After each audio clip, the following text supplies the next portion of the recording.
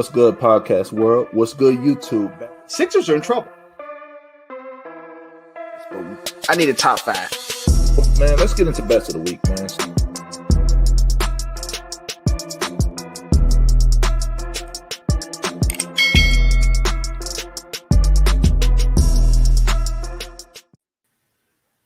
What's good, podcast world? What's good, YouTube? Back for another episode of Charge It to the Game Sports Podcast. As always, I'm your host, Rome. I'm here with the fellas, Big Z and Jay, and a very special guest of ours, all-pro running back, Ahman Green, is joining us. We're going to be talking and chatting about his NFL career, highlighting him, talking about a little bit about what he's doing now, man, what he's doing on the gaming side of things, and then always going to talk about talking some Packers football. So thanks for tuning in. But without further ado, Ahman, brother, thanks for coming on the show. How you feeling? I'm feeling good, Rome. Thanks for having me. Big Z. Hey, Jay, Welcome, what's up, man? welcome. How you guys doing? Doing well. Good. All right. Thanks for coming on. Hey, you're welcome. You're welcome. Sorry for the tardiness. Like I said before we started recording, and for the listeners I was actually in my studio on Streamlabs getting ready for my podcast, and I noticed I went back to my email and I was like, oh, boom! I got to get in this conversation that we got to have with these boys. So I was like, so that was on me. That's on me. For the listeners tuning in, that's on me. My mistake, but we're ready to get this thing rolling now. All good, brother. Like I said, thanks for coming on. But let's hop right into it. So, Ahman, man, like I said, I ain't gonna lie to you, brother. Like I said, I'm a big fan of yours, man. Appreciate it. Back in the day, 29 years old, just to give you an idea. But when I was growing up, brother, you was the lead dog. It was like Priest Holmes, all of them dudes. You know what I mean? I was like that. Marshall Falk. Yeah, Marshall Falk too. Jay Lou, Jamal Lewis. Yep. Okay. But yeah, like I said, you was my guy, man. But let's tell us a little bit about your early life, man. Where you grew up, where you from. Let the people know. Yeah, so a lot of people don't know this. I say the only people that know this is obviously family and close friends. My teammates that I was close to on the football teams that I played on, from high school to Nebraska to Seattle to Green Bay and a few in Houston. And so I actually, born in Nebraska, and I was born in 1977. And then we moved out, me and my mom and my brother, my mom and my brothers and my sister, they had been doing it before I was born, but they had moved back and forth between Los Angeles, California and Nebraska. And so when I was born, I came along. My mom still, we moved right back out there. I don't know if it was the cold weather. I think she was trying, my mom could sing, so she was trying to get into the music industry too. So we moved out there and we lived in Glendale, which is not far from Hollywood. I must have been like maybe 3-4 years old when we got out there. And then she met my stepdad in like 1983. And that's around when I was like 5 or 6. And then they got married in 84.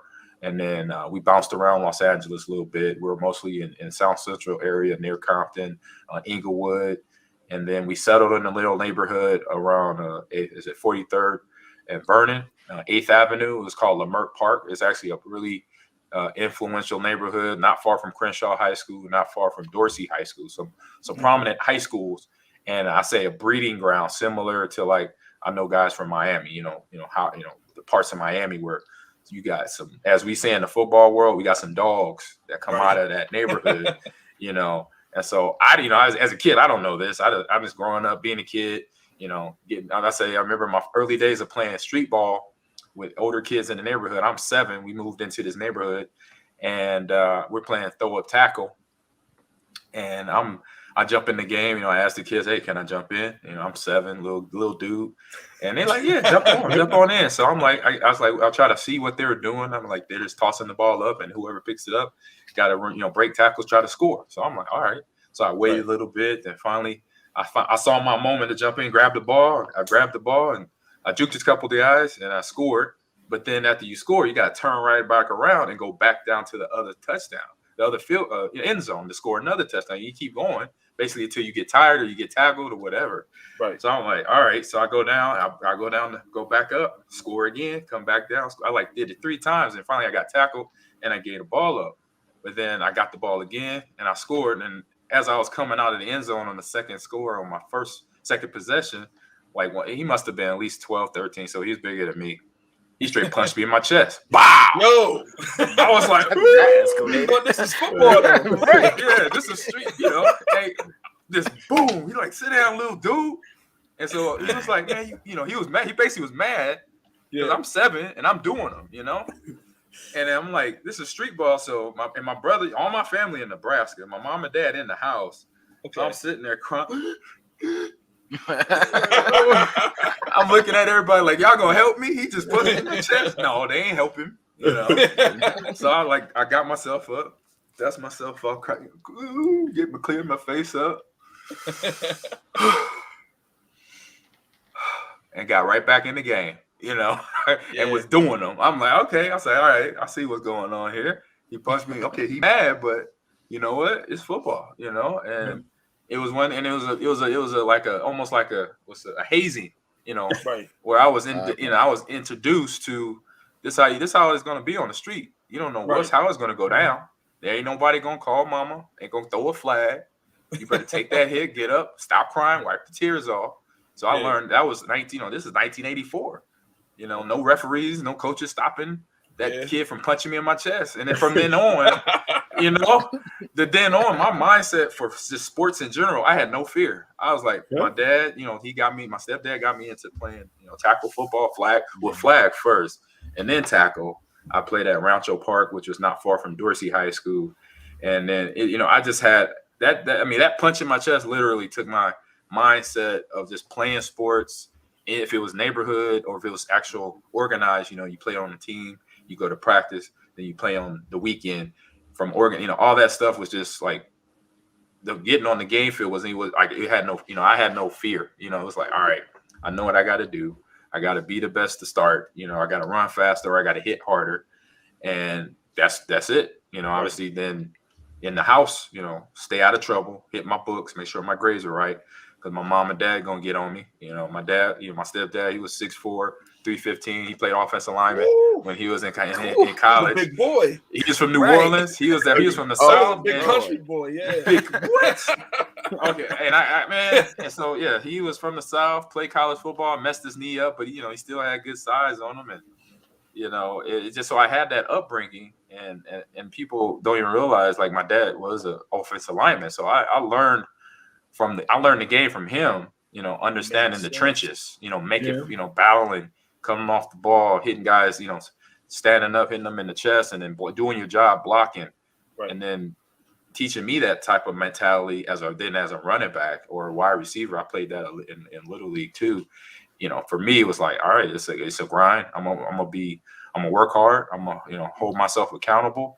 And this is me as a 10-year-old, out there on the football field, hustling and doing what I can, and then sometimes, dealing with favoritism, not playing because the coach liked him. But I'm like, you know what, all right, I'm gonna make. I remember one time he said, give them every reason to play you.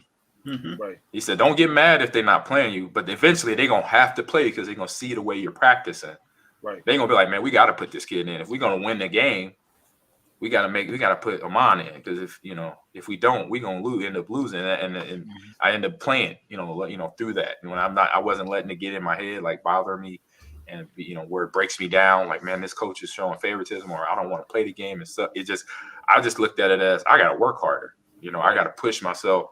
I had a coach that also gave me. I was just telling this to a friend on the ride home tonight. I had a coach, same time frame. I was around. It was my first year playing Little League tackle football. I was 8 years old. First year, I had this coach literally picked on me every practice, made me run extra laps by myself. Like, we would run a lap with the team as our conditioning. Then he would make me run by myself because he would find something that I did wrong in practice and make me run more. Okay. Green, hit another lap. And I'm like, looking around, I'm running by myself. I'm like, okay, what did I do wrong? But I'm not going to argue. My dad said, just, listen to the coach, do your job and, talk, only talk when spoken to. Don't, when the coach is talking, you look him in his face, this and that and the other. So I didn't even question it. And I come to find out, like, at the end of this football season, we had like 2 games left. And I was telling my teammates about it. And then one of my teammates came up to me and said, Ahman, why is Coach Gary always picking on you, bro? I'm like, I said, maybe I'm messing up, or maybe I'm not. I know I said a few times he told me not to hit the quarterback, but I blew him up. I can't help it. It's football. Alert. I was lurking, and he broke the pocket. Hey, I didn't know he was a starting quarterback. I laid that hat on him, Right. Maybe it was that day, Yeah, they're like, no. They're like, no. He's picking you out. And even the coaches was like, no, Mom. He's like singling you out. We can't put a finger on it. And so I brought it up to my dad at home. And I was like, like I said, I wasn't raised to say a whole lot and be quiet and be respectful. So that's what I thought I was doing. And so I was like a little nervous to let my dad know, like, because he was one of the coaches, but he coached at a different coached at the same park we were at, but on a different team. So he didn't obviously see it every day, see it all the time. So I finally told my dad. He's like, all right, I'll go talk to him before practice tomorrow. And then we get there, and big old argument breaks out. And then the coach that was coaching me, he's like yelling, making all this noise, being obnoxious and talking all crazy to everybody. And come to find out that, I was the one player that year, but in previous seasons, he did that to other players. He would pick them out of the bunch and really like give them the blues, give them harass them and make them run extra by themselves, make them do everything more to, I guess that was his way of trying to bring the best out of us. But, we're 8, 9, we're 10, we're babies. You don't understand that. You like, I hate this dude. That's all I know. Right. And it was like, I didn't understand it. So whatever, he ended up getting fired because I told my dad about it and he talked about it. And the people that organized the whole park had heard other complaints from other parents that their kid, because some of their kids end up quitting football because he was that hard on. I can imagine on guys. And so, with me speaking up and he got fired, and then I ended up playing running back for the last 2 games of the season because that's where the other coaches knew I could play. They knew I could play running back. They didn't understand why Coach Gary wasn't putting me at that position. But, I tell that story just like kind of as a learning lesson. Like you got sometimes young kids get in coaching or get in playing football, baseball, basketball for their first year, and they have basically a coach from hell. A guy a guy or a girl or a woman that doesn't understand coaching, and they just trying to thinking they're gonna drive out your greatness by being really hard on you. I'm like, but when you're that young, you can't really comprehend. You don't understand certain things. You're just out there maybe just to have fun, which I was. But I played football in the street. My dad taught me stuff about football, and maybe he didn't know that. Right. I don't know, but it was just it was a learning lesson for myself. But I say from that time on, growing, like I said, playing football, I wasn't, I feared nobody on that field, but my dad, I respected him and he taught me a lot. And then my friends in the neighborhood, a lot of them guys, went to like UCLA and Dorsey later on in life. I moved back to Nebraska for high school and college, and I went to high school at Omaha Central. Well, I went to Omaha North first. Then I transferred to Central High School. And Central High School has a lot of, even North High School, Johnny Rogers, if you remember him, he was a Heisman Trophy winner from back in the 70s. And then when the high school I transferred to and graduated from, Central High School, they had Bob Gibson, a Major League Hall of Fame pitcher. Cardinals. And then, with the Cardinals. And then Gale Sayers went to that same high school, And so it was just that type of talent that was in the city of Omaha where a lot of people don't think of it. You're in the middle of the Midwest where there's not a lot of African Americans, and they like, you from Nebraska? Where's that? Where's Nebraska at? I'll be like, man, it's in the middle of the United States now. It's like right in the middle. Is it black people there? I'm like, well, bro, if I'm from there, what you think? Like, come on now. So right. No, it was so that's basically kind of like where Little League started for me. And out in LA, and then so when I got before I even stepped into high school though, I played one more year of Little League football, and this is where it was reality hitting me where I didn't realize how competitive it was out in Los Angeles. And when I got back to Nebraska, I remember my first year of Little League ball. So all the coaches kind of got the word that, oh man, my brothers played high school football and they were good. Right. And then my biological dad, he was really good too. So when the word got out, oh man, that's David Green's son. That's Jerry Nicky Paul, little brother. He's back home. And the word got out, and I didn't know this, right? And I didn't know this at all. So I'm like oblivious to, the coach had, high school coach that I enrolled in Omaha North was like asking me as a freshman to play on varsity before he even seen me play. Wow. I'm like, I'm like, that's cool. I'm like, I mean, it's like, oh my God, this dude wants me to play varsity. I'm like, as a freshman, I didn't even touch the field in Nebraska yet, right? And I'm like, okay. So like I said, I'm oblivious to why he is asking me this. Right. And so I talked to my brother about it, and he's like, well, he said that, hey, that's a good thing, man. And he's like, you know what? Let's go to the high school all-star game. We had every state has it, the spring game or the summer, before college football starts or high school football, they have the all-star game. So we went to watch the all-star games, North versus South, Nebraska all-state players. Okay. And that was the game. I mean, I'm watching these guys just warm up. I see a guy by the name of Tony Veland, who was eventually my teammate when I got to Lincoln. He was a quarterback in high school, though. He ended up playing straw safety at Nebraska, but I'm seeing him at quarterback. He's 6 foot, 6'1", 210, throwing a rock on. I'm looking at him like, bro, that's a high school quarterback right there. Right. I'm like, I'm barely 5'8", maybe 150, soaking wet right now. That's a quarterback? I was like, that's a big dude. And then I see the old lineman blocking. I'm like, these are linemen? I'm like, how much they weigh? Oh, they, look in the program. I'm looking in the program, 250, 260, 260. I'm like, these are high school players? Right, in high school, yeah. Big boys. I'm like, okay, I'm crazy, but I ain't stupid. I said, I know numbers. Yeah. I'm like, these some big dudes. These some big bros out here. I was like, you know what? I think I'm gonna wait one more year for high school. So we get back. So my brother messed me up. I always tell him, I say, hey, bro, you messed me up on high school football. You totally deterred me from playing varsity my freshman year because when you took me to that game, I was like, bro, I can't do this. I said, I know I'm crazy. I can take a hit, but they 100 pounds heavier than me. Right. I'm like, so I had to think about that. So I was like, bro, I said, either you or dad got to talk to the head coach and let him know that I'm not gonna play varsity. And so my dad ended up doing, he taking one for the team. But I started playing Little League ball, and we had tryout day. So tryout day was, like I said, this is the eye opener about coming from Los Angeles, the competition I was in. At all sports I play, football, baseball, and basketball. And so we're out there doing tryouts. And you remember the old, we don't do it no more, but the old Oklahoma drill, tackling drills. Oh, yeah. Oh, I love all the stuff that's illegal now. I know. What do you think about that? Why I got you on that? What, the drill? Yeah, the Oklahoma drill.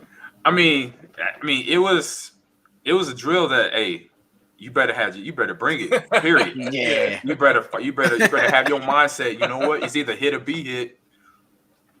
That was it. It was like that. I mean, because I remember in Little League in LA, we would do that drill like twice a week, and I would dominate the drill because I would get up off the ground so fast. I would get up waiting for my teammate to stand up so I could at least fairly. I wasn't gonna hit him, just him getting off the ground. Right. He was just getting around. Okay, I was like, all right, let him get on his feet, and then I'm gonna blast him. And that's what I do. I just let him get to the feet, and as soon as he got like he stood up, I'm hitting him dead in his chest. And then I'm helping him up, man. He's like, hey, G, you didn't have to hit me like that. I'm like, bro, it's practice. Like, don't get mad at me. You got to get your feet. You got to get off the ground. You can beat me. Right. I got to take the hit. And so I did that since I was 8, 9, 10, and 11. So I'm 12, 13 out and back in Nebraska doing this. And the same thing. I'm getting off the ground so fast that they barely having time to breathe, and I'm destroying them. Bow, I'm just walking through them. Bow, bow, bow. And then all of a sudden, like I'm making all these hits, and then other coaches are like talking, and they're like, hold up. So eventually everybody's watching these tackling drills where I'm just destroying these guys, right? And it was like, to me, it was like, this is just another day of practice. This is what I do in practice. I hit. I'm gonna be the hardest hitter. I gotta be, because if not, I'm not gonna play. I gotta bring it. And then after the drills with coaches show, we gotta shut this down. He gonna kill somebody. He gonna hurt somebody. Oh no! He was like, we gotta shut this down. He's like, come here, kid. He's like, what's your name? I'm like, oh, I'm Ahman Green. They're like, Green. Hey, David, your dad? I'm like, yeah, yep. And then like, wait a minute, Nikki, Jerry. They're like, oh, wait a minute. Oh, okay. You playing our team? Yeah, you playing with us? I was like, huh? I was like, all right, cool, whatever. I'm good. I'm happy to be on the team. Right. I don't know everything, It was just that day. They were like, what's, they don't, the kids didn't know my name. So they're calling me the California kid. what's up, California kid? We heard you from Cali. I'm like, I am, but I'm born here though. They're like, oh, okay, but then we're gonna call you the California kid because you bringing it. I'm like, all right, cool, But it was just like, playing out in LA, it was just so competitive, and like everybody hit the talent. I mean, everybody hit hard. Everybody ran fast.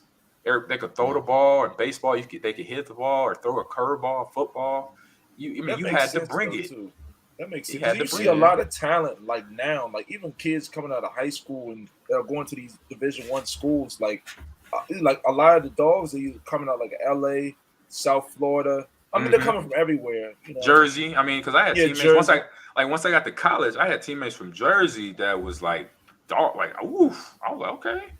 Yeah. I respect. You thought there was basketball players up north, huh? Right, and what I found out when I got to Nebraska, I was like, man, everywhere. It's just I get in an argument. I have a friend that's from Florida. I have a friend today. We still friends. We met in college. We still boys. He grew up in Miami, right there next to the U. And when I first met him, that's all we argued about. He would be like, bro, we got the best athletes in the country. I'm like, what you mean? He said, Miami, Florida. We put out the best product. I said, bruh, I grew up in California. How you gonna just bring that up? I'm like, but we would argue for night over night. Oh, bro, we got this guy. We got this guy. But I'm like, wait a minute. You leaving out Ohio? You leaving out, Texas? You leaving out New Jersey? You leaving out different parts of the United States where there's some dogs coming out, different positions, running backs, linebackers, D linemen, offensive linemen, quarterbacks. I was like, you can't just say Florida. I mean, It's a whole, you got to respect all the parts of the United States that play football, that produce really, really good players. So, so you got to have that respect. So that's kind of like my football story. Then I know you got more questions. We could talk forever about this stuff. So. Oh yeah, man. So I mean, I guess once you got to high school, so like I know, like tell me about that. Like, did you start out playing running back? Like, what other positions were you playing like during your high school team? So high school was always running back, but I flipped around with back and forth between strong safety and middle linebacker. Okay, I love to hit. Like if I told my dad, between my dad and me, he would tell people, if a mom made it to the NFL or even high school or college football playing like a middle linebacker, strong safety, they would have to change the rules because I would have got fined. That I was a headhunter, but I hit you like Troy Polamalu hit people.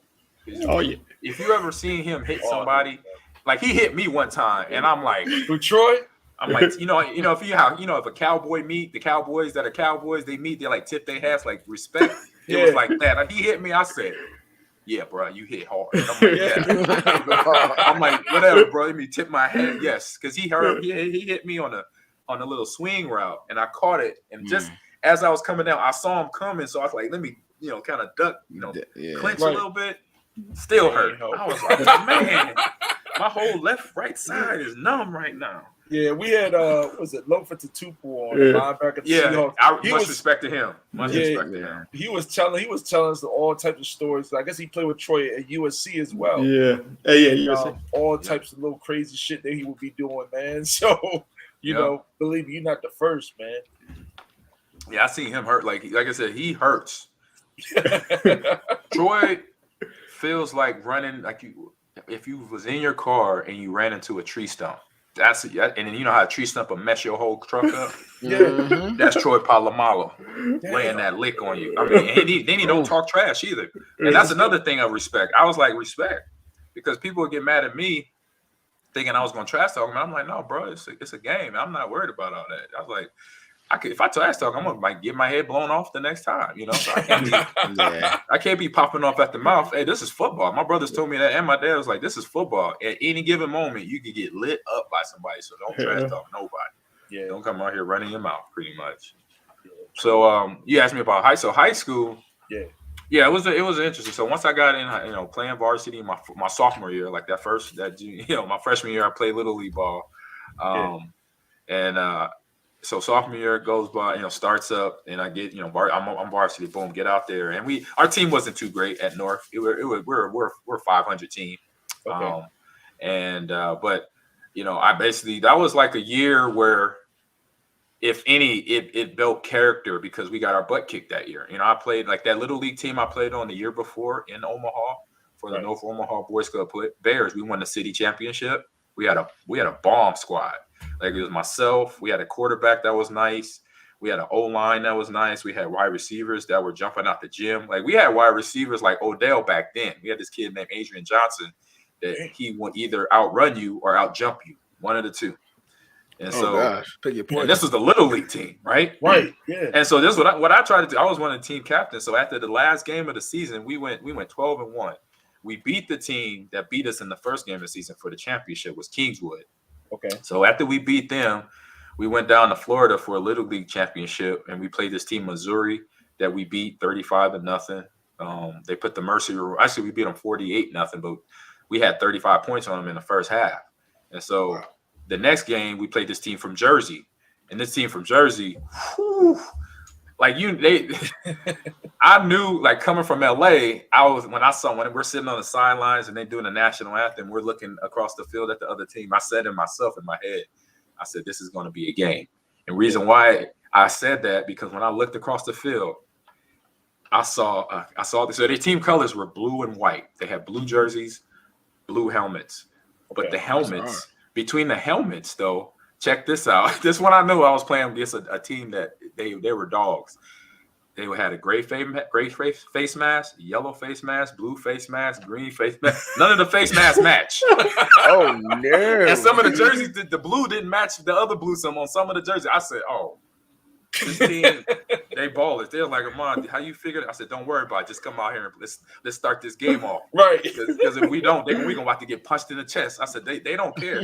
Look at what they got. I'm like, look at their gear. They don't care. They're just coming out for football. Yeah. Right. They ain't trying to look all neat and nice. No, they just like, what's up? And sure enough, that first, we hit that whole game. I think we didn't score to the third quarter. And I think we won like 20-17 or 20-14. I mean, it was my hardest little league game I ever played, hardest hitting little league game I ever played in. So we beat them, you know, and so sophomore year, I get to sophomore year football. Like I said, we're a 500 team, and you know, guys are just figuring out if they want to play and all this. Like I'm there. I'm working hard. I earn the starting running back job, and then also I'm playing linebacker too a little bit. And like I said, we go 500. You know, I have games where I'm like beat up, you know, because I'm running the ball. My O lineman, I was 165. I had a lone O lineman that weighed 160. Wow, Jesus! So I'm getting beat. I'm getting beat, boy. I'm sitting there like after the game on Friday night. My mom coming in the room, or she's like, "The Epsom salt bath ready for you, baby." I'm like, "Thank you, mom." I was like, man, this is what high school football gonna be like. Whew. And then close to the end of my year, I was running track, and then my mom hit me with, you gonna transfer schools. I said, really? She's like, you going to my high school? I'm like, what high school? You know, it was Omaha Central. And I'm like, dang. You know, it's like my life is just over. You know, I got girlfriend, I got my homies. I'm like, dang, mom. I'm like, we just moved from Cali, and now you're making me change height. You know, I was like, all right, I gotta do. I don't run. No, I can't. I just run nothing but my mouth. I'm like, all right, let's go. But it was a good thing. It was a good reason. The reason was basically because like she saw, you know, mom being a mom, parents, you know, paying attention to their kids. Like I had a 4.0 GPA at the time, but when I took my PSATs, you know, the practice college test, I was getting a low score. And she was like, wait a minute, this is not added up. You got a 4.0, but you can't pass this test. And we know that test, you know, and it's kind of, especially back then, definitely biased, you know, to people of color and different ethnic backgrounds. But minus all that, she was looking at it like what it was. Hey, you got a 4.0. I got, you know, I'm a parent. I got to make a decision to make sure you get the tools you need to go to the next level, go to college. So she made a decision. You're transferring school. You're going to my high school. I'm like, all right, I ain't gonna like it, but let's go. So I transfer. And as I'm transferring, I knew of the kid at the time. He was the running back for the team where I was going. His name was Damian. His name is, and my best friend to this day, and I'm godfather to his son. His name is Damian Morrow. And at the time, you know, I didn't know him. I knew of him. So we were same year. He's a sophomore. I was a sophomore going into our junior year. he led the state in rushing as a sophomore with like 1,800 yards. Ooh, you know, sophomore. He was as a sophomore. You know, I'm saying to myself, like, God, I might need to play wide receiver for real. I ain't gonna get no playing time. I ain't gonna get no clock. And I'm on, I play wide receiver in Little League. I could deal with that. I'm gonna have to play linebacker a little bit more. Yeah, I could deal with that. I was a little worried, and so as we had to move into the school district because obviously the address we were at, they were not going to allow me to play ball. So we moved in. We moved in, and the day we moved, so it was at the end of the day. I'm sitting in my bedroom, kind of sitting on my couch, having a woe is me. Like, dang, I gotta go try to start against this cat, man. He had 1,000, 1,800. I barely had a G. I had 1,017. Like, dang, how I'm gonna play? How I'm gonna play football? And my dad come in the room and said, "Boy, what's wrong with you?" I said, "I got the kid. He was there last year. He got 1,800. I don't know if I could. I don't know if I'm gonna be able to even play running back. I might have to play wide receiver." He said, "Think about it." He said, "Boy, think for a second." He said, "You a football player, ain't you?" I said, "Yeah." It's like, you play running back, wide receiver, linebacker. You even punted the ball. Remember, in Little League, you was a punter and kick field goals. I'm like, "Yeah." He said, "Just go be a football player." Right. That's it. And I'm like, "Okay, Pops. Thank you." I was like, "Yeah, you know what? That's what I'm going to do. I'm just going to be a football player." So same thing. It just kind of like was that first day of Little League ball a couple years before that. I just went out there in that first day of practice at my new high school, and I just did me. And they put me on running back. I ran the ball, trucked people, wide receiver. I caught the ball, whatever. And then sure enough, me and him, we ended up splitting time. And for the 2 years we were together, we both rushed for a G in the backfield. I know junior year, he had like 1,300. I had 1,400. And then senior year, I had 1,600. He had 1,200. Sure. And the tragedy of all this was you had 2,000-yard rushers in the backfield. We went 6-3. So we went 7-2 our junior year, 6-3 our senior year, and we never made it to the playoffs. Wow. And it was because and it was because so this is how. Okay. Yeah. How most, like here in Wisconsin, that's where I'm at now. It's based off of records. So in that year, for whatever reason, that was 1995. And 1993 or 1995, 1994, for whatever reason, Nebraska high school playoff system was off the point system. So whatever points you scored on against a team, and then the points you got scored against you, they did it like a mathematical equation. And so if your points they added together and divided by 2 were over a certain amount of number, you didn't make it to the playoff. But it was low enough, you made it to the playoffs. I'm like, what? I've never heard that day in my life. Right? That's so weird. Yeah, it was terrible. And what pissed us off so we graduate. I go to Nebraska. My boy Damien, he goes to Wayne State. The next year they go off of records. So our high school made it. Our high school 1 year after we leave, our high school go to the playoffs with a 5-4 record. We like, bruh. We're sitting in the stands. We come home for the game, the playoff game, the one and only playoff game we had in like 20 years, and lose in the first round. We sitting there like, bruh.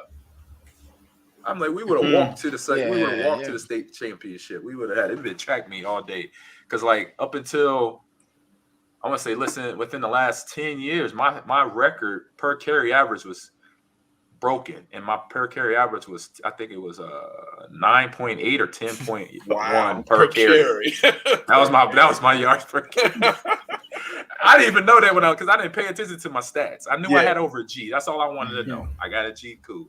I didn't know my carries. I didn't know my touchdowns. I didn't know my yards per carry. None of that until I got to the league, and my brother said, "Hey, bro, somebody just broke your record for yards per carry." I said, "What?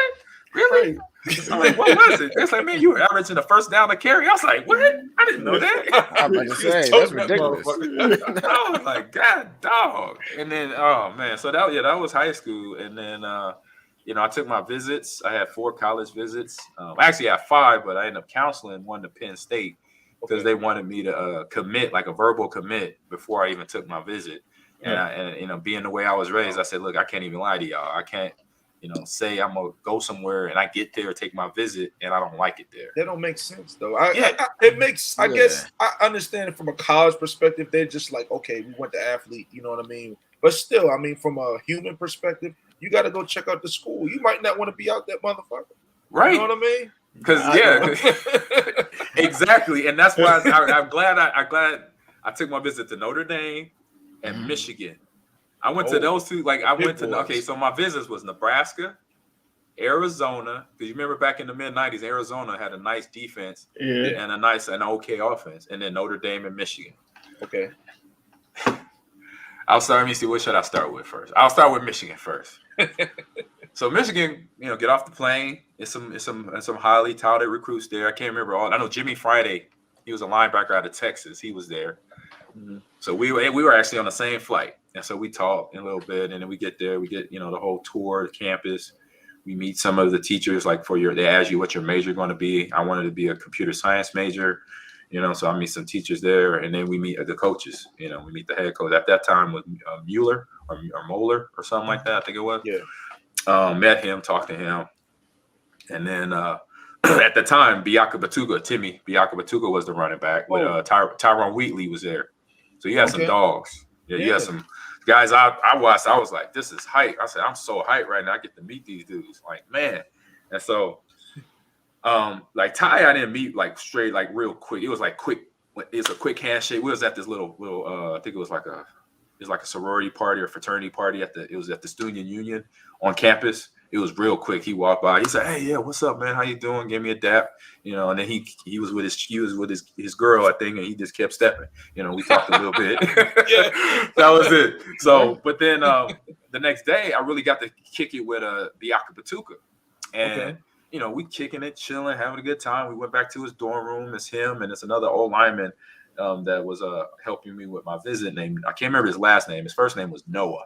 I do remember that. First name was Noah. Okay. And so we all just chilling in the dorm room, just talking, talking about football, talking about where I'm from, where they from. And then Timmy says, he like, "Hey, bro, I gotta let you." He's like, "I gotta say some real talk for you." I'm like, "Okay." I'm like, "What's up?" He said, "Hey, show me your game film, man." It's like, you the truth. Like, you good. But they don't play freshmen here, bro. I said, "Really?" He said, "I don't care what yardage, what you did, what you do in training camp, what you did in high school. You're not an upperclassman. They're not gonna start you. They're not gonna play. They may play you, but they're not gonna start you." I'm like, "Really?" Damn. I was like, "Okay, thank you." I said, "Appreciate that little tidbit of information." I just saw the screen crop up said, why not Alabama?" Yeah, let me throw it up. Yeah, why not Alabama? Our boy Justin Riley, man. Yeah, he has a sports podcast as well. Huge Alabama fan. Ooh, and a fan of yours as well. Yeah, I appreciate it. I don't know. You know what? They were on the team. They were one of the many schools that came after me, and it just boiled down to them schools. I had made this. What I did was, like I said, my mom, my dad, they got me hip to understanding what being recruited was going to be like anyway. And so I sat down one day after they explained it to me, basically, kind of like buying a car or something like that, where they say when you go buy a car, you go check it out, you test drive it, and you kick the tires, you look under the hood. Yeah. And make sure it's all put together. And that's basically what you're going to do when you fly to these schools. And I'm like, oh. So I get to inspect everything for myself to see if I like it or not before I buy it. They like, yep. I'm like, okay, I got it. So I took my notebook and I put down the schools that I wanted to visit. That was one column. Then I put down another column, the weather. Then I put down another column, the offense they ran, the scheme. I put down another column, the defense, and then I put down another column. The last column was my major, if they had my major. Right. So I put so for every column, if they didn't have it, I didn't mark it, but if they did, I put a check mark. If they were an offensive scheme or running the ball or play action pass, I would check it with an X or an O, whatever.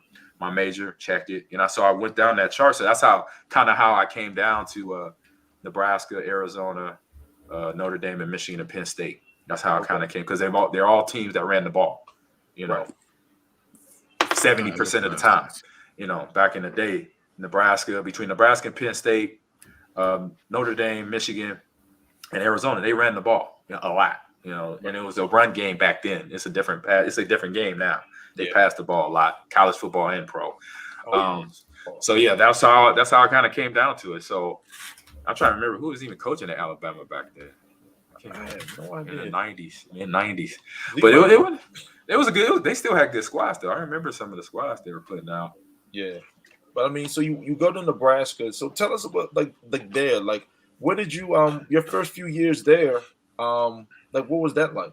Oof, man. It was. I mean, like I was a sports fan growing up, and I tell people this all the time. And like I just like if I was there for football, baseball, basketball, I was in heaven because it was my dream since I was yay high to play a professional sport. You know, as a kid, I kind of had I say kind of a thing in my head where I knew like when I was fourth grade, and I'll never forget this fourth grade. You remember that day in school, in elementary school, when the teacher tell you to go to the chalkboard and write what you want to be when you grow up. Mm-hmm. So I went up to the board. And it was never, I'll never forget, it was my fourth grade teacher, Miss Parker. And it wasn't Miss Parker like from Friday. No. I wish it was a conversation. It was no, trust me, it would be a completely different conversation. But it was an old lady, wrinkled. She was nothing against old people. I love my, grandma, rest her soul, God rest her soul. But she was just an ornery old teacher, And I go up there, I put up on the board, I put up there, I want to be a football player or a baseball player as a professional. No, you're not. That's too hard. You're not going to do that. You ain't going to make it that far. I'm like, damn. If I could, oh, man. And I think I got in trouble. I know I did because I went off on her. I was like, what? Coming out of the spot. I'm like, I wanted to say hater. You're straight hater? Right, yeah. Man, piss me off. Okay, so that was kind of like my motivation. And so, I get, where was I? What was it where you asked me about Nebraska or whatever? I kind of got off. I just wanted to tell you that story, boy. But yeah, it was like that. So yeah, I get to Lincoln, and like I said, dream come true. It's something I worked hard, busted my butt for all these years, and it was still that moment. It felt great. Like the day I remember the first day of training camp where we had to go get our equipment, and at that time, I'm a highly recruited running back, and I'm the USA Today Parade All-American. It's me, Kevin Falk, Sean Alexander were the three running backs on that year team. I remember that. Crazy. Right. I mean, hey, I got the thing. Like, so this is the whole offense. So just imagine, how today they do the USA Army game. Yeah. So check this game out. Just imagine if we played. You got Kevin Falk. You got me, Sean Alexander. You got a guy by the name of DeAndre Hardiman, Chris Saylor, Randy Moss, Corey Jones, Brandon Houston, Tim Ritter, Mike Farr, Matt Stitchcomb, Mike Rosenthal, Dan Kendra. But let me get to the defense, though. This is the defense. Okay. I'm gonna say about 4 or 5 names here, just on the defense. Takeo Spikes. Wow. Okay. Charles Woodson. Ooh. Okay. Dalen McCutcheon. Yeah. Wow. R.W. McQuarters. RW. Yeah, I got some dogs. Brandon Short, Corey Simon. Oh, damn, dog! Like that's all defense. NFL. Brandon Short. Yes. Yeah. Brandon Short. And then the offense, like I said, the offense was me, Kevin Falk, Sean Alexander, and Randy Moss. Damn, that's crazy. Yeah, that's wild right there. Oh bro. yeah. That's that's just crazy. A straight crush though. Yeah, that's a crush. That game would have been hell. I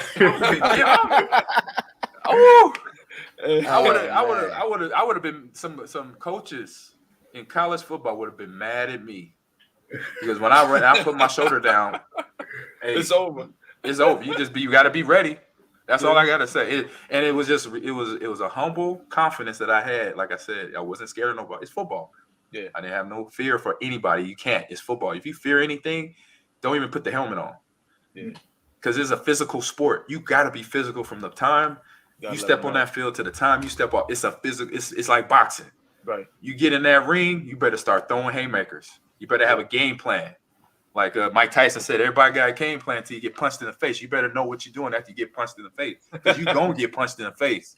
You know, literally. So if we played that, I always dream about. I was like, man, if we played that game, if we had enough players on both sides of the ball to run that game right there, woo! Yeah, You talking about some fire? Not even just Randy Moss. It's just running in general. Yeah, constant. Yeah, right. Yeah, me like Sean Alexander. Hold up. This dude, check what his high school stats is. Hold up, time out. Yeah. With the time out. Hold up. He had, let me see, his career rushing in high school, he ran for 6,600 yards in high school. 6,600. That's wild, dog. 54 touchdowns. Sean Alexander had 54 touchdowns. Oh, yeah. 54. He's sitting there like, I'm happy with the 1,600 I rolled for. Right, yeah.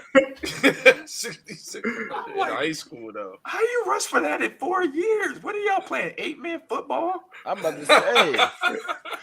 Every play. Stop the man. Right. Oh, man. And I guess what... Justice question: what was the relationship with me and Tom Osborne, and what kind of mentor was he? Oh, he was basically my white father. he was a guy that I respected, loved to death, still love to this day. He's still kicking.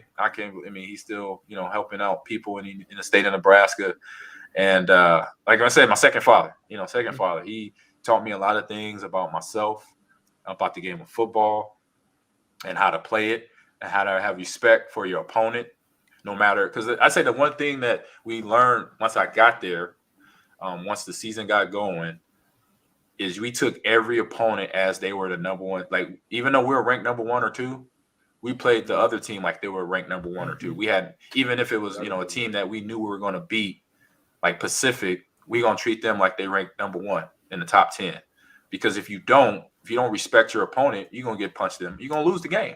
Literally, yeah. And he taught us that. And it's like players, like some guys didn't understand that. And for me, it clicked because I played in games where we should have beat a team. It might have been little league, it might have been high school, but I played in those games and I know how it felt. It's like, dude, why we lose to them? You're saying that to yourself. You're like, man, we shouldn't, man, that, it's like, don't even go there when you should have did your job while you're while you're out there in that field. Don't waste that moment. Don't let them get momentum by giving them a few plays here and there. Play that game just like they the number 1 team. If you're a top ranked team, you play them like a top. You had that respect, bro. I went to a game this past weekend like that. So if anybody that doesn't know, I live here in the DC, Maryland, Virginia area. I'm a Bucks fan just by nature. And I went to the Bucks versus Washington game. I'm just like the Bucks is gonna go ahead and and kill Washington. These motherfuckers come on here flat as a motherfucker. Yeah. You know what I mean? Yeah. Joking around and just play down to the competition. So along that same line, I definitely understand what you're saying. You know what I mean? Yep. And so my freshman year, I get here, we got the running back depth chart reads as Lawrence Phillips, Clinton Childs, Damon Benning, James Sims, and then me. So I'm the fifth. I'm the thumb on that depth chart. I'm the thumb. And but mentally you kind of hear from the way I'm built. I'm like, all right, I just gotta, do my job, and if an opportunity comes, and then I gotta be ready to go. And I remember when Tom Osborne, who was the only head coach to come to my house to recruit me. I mean, it's easy. I'm right down the street in Omaha. Omaha, Lincoln, Nebraska is only like a 50-mile drive, so not far, but still, that's how my mom looked at it. She's like, wait a minute, he's the only head coach that came visit us, visit my son, visit you. I don't see Joe Paterno. I don't see Lou Holtz. I see Dick Moeller. Who else? It was Dick Tomey from Arizona at that time. Nobody else came. They sent their assistants. And she was like, that impressed her. She's like, you going to Nebraska? I said, Mom, hold up. I got 2 more visits. I said, come on, Mom. You said I can kick the tires now. Let me kick the tires. But she's like, you going to Nebraska? And then my dad, the next question after that, he's like, so, Mr. Osborne, how you think, what's the opportunity for my son playing his freshman year? And he said simply, if Ahman, obviously stays in shape and stays physically, gifted like he is, and studies his playbook, he'll have an opportunity to play football his freshman year. And my dad was like, "That's fair. That's fair. My son, I believe he could do that. He's a good student. He works hard. That's fair." And that for me too, I heard that too. I'm like, okay. I said that's fair. Yeah, And if I say, as long as it's fair, as long as I know, what I need to know to be on the football field, because I knew physically, hitting the weights, I was a gym rat. My brothers helped me with that by taking me out and lifting weights and teaching me how to lift weights the proper way, how to build my body up when I was a freshman at North and sophomore and junior and senior in high school. So I had that. So I was blessed with that. And so then learning the playbook was just seeing, how, dynamic or hard it was. And it wasn't that hard. It was a run game offense. So we did a lot of play action off the run. So a lot of that I did in high school. So it wasn't much, just kind of getting used to being around these guys, being around Lawrence Phillips, being around Tommy Frazier, being around Doug Coleman, Jason and Christian Peter, these guys that just won a national title the year before. They beat Miami in Miami. These guys were, they came to work. And so when I watched that game on TV at the time, I didn't know where I was going to go into school. But I knew it was up between Nebraska and Arizona. And what basically made me get to my final decision is literally I'm sitting at a friend's house watching the game, the Nebraska-Miami game, 1995 in the Orange Bowl. And Nebraska is up a little bit by, I think, a touchdown at that time. And they end up winning it. And right before the game over, my mom gives me a phone call, say, "Hey, meet me at the hospital. Your dad just had a mild heart attack. He's okay, but he's in in ICU." So I'm like, all right, I meet her. I drive over to the hospital, meet her there. It's me, my mom, my brothers and sister, and we're sitting there watching the rest of the Nebraska game. And that was the moment I needed to be like, you know what, I'm staying home. I'm gonna go college football here, because just in case something like this happens again, I'm not that far away. I'm only 50 miles down the road. And that's all I needed to kind of push me towards going to Lincoln. But yeah, like I said, I get there. I'm the 5th guy on the depth chart. And, training camp start. And even before training camp, we had summer training. I could go down there early and work out with the team in the weight room. And so every time I got in the weight room, Lawrence Phillips was grabbing me. "Hey, bro, hey, freshman, you working out with me?" I'm like, let's go. Just like my big brother. I'm like, all right, another big brother let's go lifts. We got squat day. We got leg day or whatever. We got this. We got upper body today, or we got these sprints. Like when we would sprint, and he had wheels, I had wheels, so it was just like competition right there from the jump, which I didn't back away from not one bit. It was great to have that and to feel welcome. And a lot of people, I say for me that a lot of people didn't know LP. The people that didn't know LP, obviously they looked at what they seen on TV, what he had done to people and what he did to his girlfriend later that year. And for me, it was like, you don't know him like I know him. I'm like, he's a guy that, from, like I just said, from the day I got there, he's like, you coming with me, you working out with me, let's go. I work hard to see, I want to get you on my level, because I'm going to be gone. I'm going to be going to the league. Remember, he got drafted. He was the number 6 when they were taking running backs early. Yeah, right. He was the number 6 person taken overall in the draft, in the 96 draft. So that just shows you what type of person, what type of talent he was. And then, fast forward to, my season, then the football getting started, LP starting the games, and me and everybody else, Clinton, Damon, Jay, Sim, pretty much finishing the game. I remember that first game was against Oklahoma State. I think, LP might have had maybe 15, maybe 20 carries, but had like 250 yards and 2 touchdowns. And he's making runs like Barry Sanders when he looks like Christian Okoye. It's like, how are you that big and make those moves, bro? I mean, he is just dicing them. If you go back and Google, YouTube it. I mean, I am. Lawrence Phillips, 1995, the first 2 games of the season against Oklahoma State and Nick Saban, Michigan State. And if you ever wonder why Nick Saban does what he does now, go back and watch that Michigan State game, 1995, my freshman year. That's the reason. That's why Alabama is Alabama today, because we put that thing on him and the Michigan State Spartans. Let them have it. We let them have it. We put 50 on them in East Lansing, And I wasn't even a starter, and I had 100 yards rushing and 2 touchdowns. Damn. Right. Damn. And Lawrence Phillips had 200 yards rushing and 2 touchdowns. I was the 5th string guy. Okay, that just showed what type of talent we had. Yeah. And so when I see Nick Saban doing, when he started coming, inclining his rise to winning all these national titles, to getting all these top players in the country, I know where he got that template from. He got it from Tom Osborne and the coaching staff that we had in Lincoln, because we were getting the best recruits in the state, in the country. Right. We might not have got the best. Obviously, we had the best in Nebraska. Like, that was one thing Tom did. He made sure any kid in Omaha, Lincoln, Scotts Bluff, Stayed home. Columbus, the little country towns, McCook, Gary, you ain't leaving. You the best in the. We got a ride for you. We got a full ride for you. Okay. But then they would go to Jersey, Miami, L.A., Seattle. So I think we haven't had a wide receiver from Australia. Oh God! You know what? Yeah, y'all were really all over. They were all over. Yeah, we were all over recruiting. Our coaches like were everywhere. Yep, and they had guys that weren't they weren't the best in. They would get the guys right under the top layer, because they know the top layer of guys from Miami or from LA will go to USC, go to UCLA, or go to the U, go to Florida. They were gonna stay home, but then they get the next, the top 5. Then they'll get the next top 5, the next, top 10 players, and get them and grab them and be like, you know what, it's cold here, but we're gonna win football. We're gonna win some games. And so we had kids from Florida, from Bradenton, like Tommy Frazier, and we had guys from Miami, we had guys from Houston, we had guys from Compton, we had guys from places where you think a Nebraska coach can't just go in and grab a player, and they were, and that's what made us that talent, and we had that speed to compete, because that was the biggest thing in the 90s.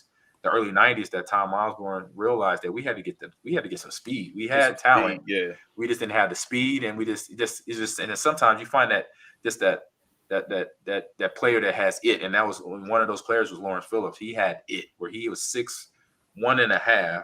My freshman year, he weighed 238 and still went 4.4 in the 40. Damn. What? At 238? Yes. Bro. Hey, I'm sitting there as a freshman like, bruh.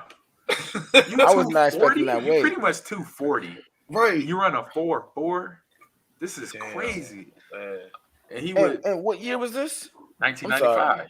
Oh my Lord. Okay. Yeah. Imagine that coming downhill at you. You know what I mean? No, but it's crazy, because a lot of these athletes get a lot of like a lot of people say that, they're great. You never hear these stories, but my mom just told me a story about someone that's 238, 240 running a 4.4, and you don't hear about those. There's always been athletic freaks. Yeah. Always. So yeah, freshman year. So, I'm starting the year. I'm getting in the games, Oklahoma State, and then, Michigan State, we put it on them, and that's when LP gets in trouble. And then, I didn't find about it until the next, it was Saturday night it happened, and then everybody found out in the world Sunday morning. And so we get into football practice on Monday, like, what's going to happen? What's going on? We got one of our team captains, one of our leaders. He's suspended for 6 games. And so then, Coach Osborne just go down, next person up is Clinton Childs. So he starts, he plays 2 games, and then he sprains his MCL. Damn. And so he's out. And then so next man up is Damon Benny. And really, another crazy thing about our backfield that we had. So Lawrence Phillips was the only running back not from Nebraska. The other 4 of us was from Omaha. Wow. Damn. Where was he from? Where was Lawrence? Lawrence was from LA. Oh, okay. But myself, Clinton Childs, Damon Benny, and Jay Sims, we're all Omaha boys. Right. Wow. Yep. Wow. I never heard that statement. That's what I'm saying. People don't realize, like, we had enough talent. We were good, Right. But we end up picking LP from UCLA, from USC, San Diego State. You know what? Come on, we got you. You can come to Lincoln, Nebraska. Take care of you. And so, like I said, Clinton gets hurt. Damon goes in. Damon plays a few games, tweaks his hammy. He's out. And then now it's a toss-up between me and Jay Sims. And it was more of a coach's decision. I don't know why or why not. They picked Jay Sims. He was a junior, but they went with me. So I'm in my freshman year. And it's game 6 or 7 of my freshman year, true freshman. I didn't redshirt. And I'm about to start against Missouri on a home game. Wow. And of course, all the nervousness is hitting me, like, Ahman, this is you. You going to play this, that, and the other. I'm like, man. I was like, I already know I'm going to play. I already got time. But it's like, I'm starting now, Yeah, you're the guy. I'm 18 years old. I was a young freshman. I'm 18 right now. I wasn't even 19 yet. I turned 19 in February. I'm 18 years old. I'm about to start for the number 1 team in the country. Wow. I'm like, whew. That's So big. in 6 games from 5th on the depth chart to Yes. start. All right. yes, Right. Yeah, you know, and I'm like, big. and reality, a little bit of reality hits me. I'm like, whew, you know, this is okay. All right. I say, the only thing is I'm thinking, don't fumble the ball. That's the only thing I'm thinking. Don't fumble the ball, AD. You know, get the ball and run. That's it. Yeah. But, you know, up until that game, you know, like I said, I was playing. You know, I played against Oklahoma State. I played against Michigan State. We had a game against Washington State that we were down 7 points for 5 minutes, and that was the only time we had been down the whole point of the year for that season. And that was our hardest hitting game because we had a lot of West Coast. You know, Washington State had a lot of West Coast players, and from Cali and from Oregon and North Cali and Southern Cali. So they came in, they got into our chest real early, but it was like, okay, all right, we gotta wake up and play. So we did. Second half was a whole different game. We ended up winning that game, I think, like 34-14.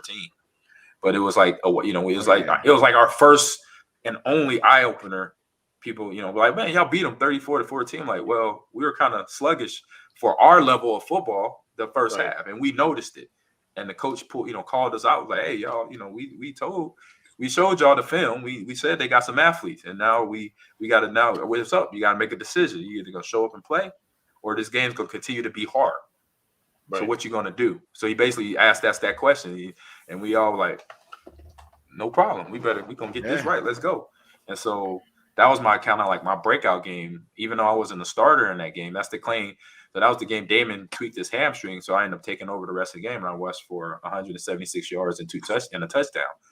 And so that, even though I had, you know, that was under my belt too, but that, you know, starting for the first time was a little different, you know, than coming in off the bench. Like coming off the bench, my first 3 games, I was getting the junk yards. You know, I was getting the jump points. You know, I knew that. I played football. I played baseball. When you come in at the end of the game, it's 2 minutes on the clock. You just get scrapped, you know, whatever you could get, you know. Right. And I was okay, but I was okay. I was okay with that, you know, and I knew that. I didn't take it as disrespect. I took it as, look, man, this is still the number 1 team in the state, in the country. Man, I'm playing. I'm getting some time. I'd rather have some time than no time. Yeah. You know, I didn't complain about it. I took it. I said, you know what? I'm eating this. I'm taking this.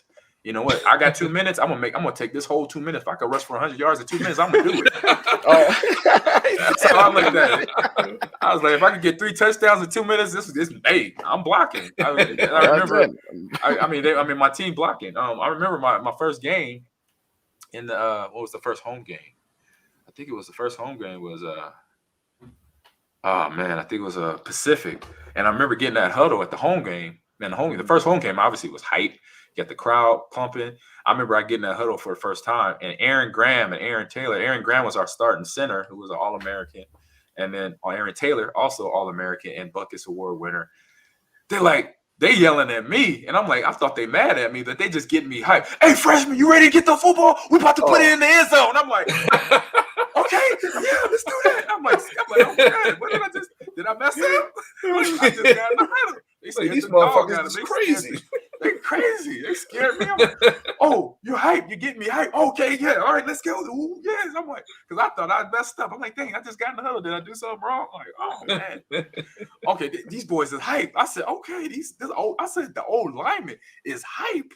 I mean, they like, we're gonna put it in the end zone. I'm like, God, dog. Well, that's good to hear though, especially if you're running back. You're like, yo, yeah, I definitely want to run behind them boys. Yes, I was like, I say, yes, let's go. I'm like, let's go. And sure enough, so that helped me get into the game. But yeah, that Missouri game, like I said, a little bit more nervousness, but then got the game started. And the funny thing is, up until that game, I was averaging over 100 yards rushing. I think I was 4 years. I had 96 yards rushing in the first game I started, which I just messed with myself. I'm like, bro, you can't get 4 yards to keep your average right. I was about to say, yeah, you should have got that already. Easy.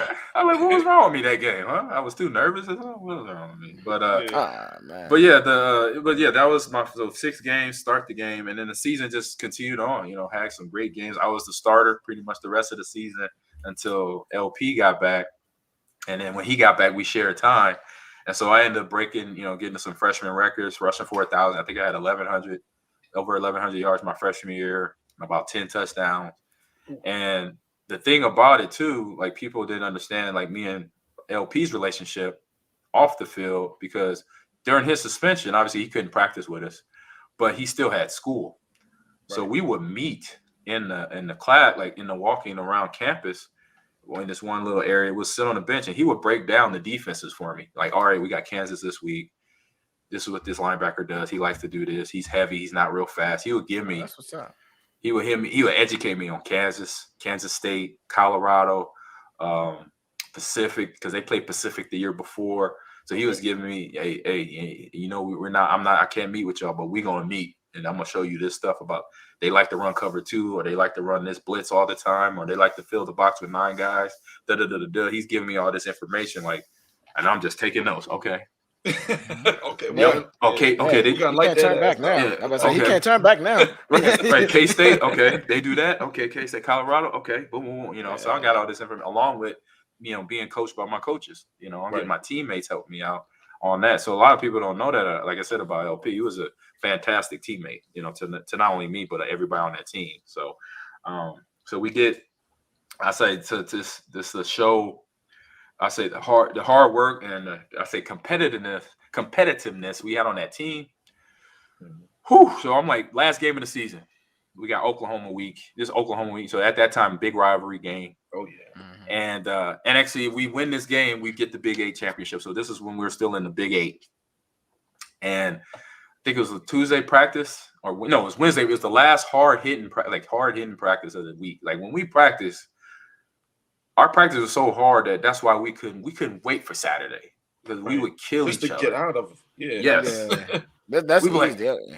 Like, can't wait till Saturday. And so Wednesday practice, at the beginning of the practice, I get a hip pointer. I'm like, dang. I'm like, ah. So they like, you know, you sit out for the rest of practice, just watch. And with it being my first Oklahoma week, but plenty of Wednesdays practice, I knew it was a hard hitting practice, but this was Oklahoma. You know, this is like Packers, Bears, Chiefs, Raiders. You know, this is a game. This is it. Game, you know, Alabama, Auburn. This is a rivalry game. Right. And it didn't really sink in until the end of practice. So right at the end of practice, which we did every Wednesday, we did like a 6-play. We do 3 plays in the middle of the field live. And then we did 6 plays on the goal line live, which I don't know why we did this, but we did it. I mean, when I say live, you know what that means. Live. Oh, yeah. Everybody, if you're in the game, holding back. Yeah. Exactly. Don't hold back. And I remember the first play, Clinton Child, so he was back from his knee sprain. Mm-hmm. He gets the power toss to the right side. And when I say he plant his foot in the ground, I thought he killed Jamel Williams, was one of our linebackers. I'm not killed. I'm like, it was like that, bro. It's like, I say, let's go get a pulse on Jamel. I think he's dead. I mean, he walked through him. He hit him so hard. You heard it. The whole state, it was nobody in the stadium but us, no fan. Right. Yeah. You're like, God, no. I'm like, what did he do something? Did he fart in your face or something? What happened? Not the pink guy. Oh, man, he killed. I was like, man, he's dead. He said, man, he's dead. He's dead. So that was the first play. And then 2 more plays after that, and all you hear is like firecracker. Pop, pop, pop, pop, pop. It's hit. It's like, oh my God. It's like, ooh, okay. This is practice? Like practice? Really? Right. Damn. So man, we get on the goal line. It ain't over. We get on the goal line. And we had a freshman with me. He redshirted though. His name is Frankie London. A guy, I love him to death. But this day, they had him on, he's a quarterback. He's sitting there reading the option. He's doing his read option read. He did the first read coming. This is on goal line. He fixed it to the fullback. And just as he comes down the line, I think he was going to keep it. Mm-hmm. But Kareem, I'll never forget another freshman with me, Kareem Sears. Okay. Hit him so hard, knocked his helmet off, face mask broken, everything. And I'm like, what? This in practice? Right, damn. Psychopath. No remorse. I was like, God, dog. I was like, coach, time out. Blow the whistle, throw the flag, do something. Throw the towel in there. They killing me. We killing me. We got a game on Friday and Saturday. You know that, right? We got Oklahoma.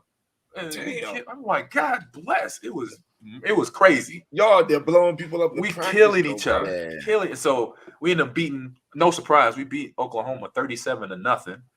You know, me and LP both had a touchdown apiece, and he had about 50, 60 yards. I think I came out early because the hip pointer was still bothering me, so I probably only had like 40 yards. But you know, it was just, you know, we beat we beat them. Yeah. And so then there was no conference championship. We just won it straight out. And so now we're getting ready for the to find out who we play in the Fiesta Bowl. You know, we're going to at this point we know we're going to the national title game in Arizona, the Fiesta Bowl, and we're just waiting on our opponent, you know, and we find out we're playing, the Florida Gators, Danny Warfel, Steve Spurrier, what's they called? I think it was the Fun and Gun Gators. Fun bunch. Yeah. The Fun bunch. It says Justin says, "What was it an eye-opening to me when all y'all destroyed the Steve Spurrier 14?" That's our boy Justin Riley. Yep. Yeah. Well, it was interesting. So we get, like I said, we find out our opponent, and we get down there. Well, before we even left, this is how we got ready for the Florida Gators. We played. We had the 80 play scrimmage in Lincoln. The next day we flew to Arizona. We landed. Then the next day, so 2 days after that 80 play scrimmage in Lincoln, Nebraska. On like 2 days later, we had another 80 play scrimmage.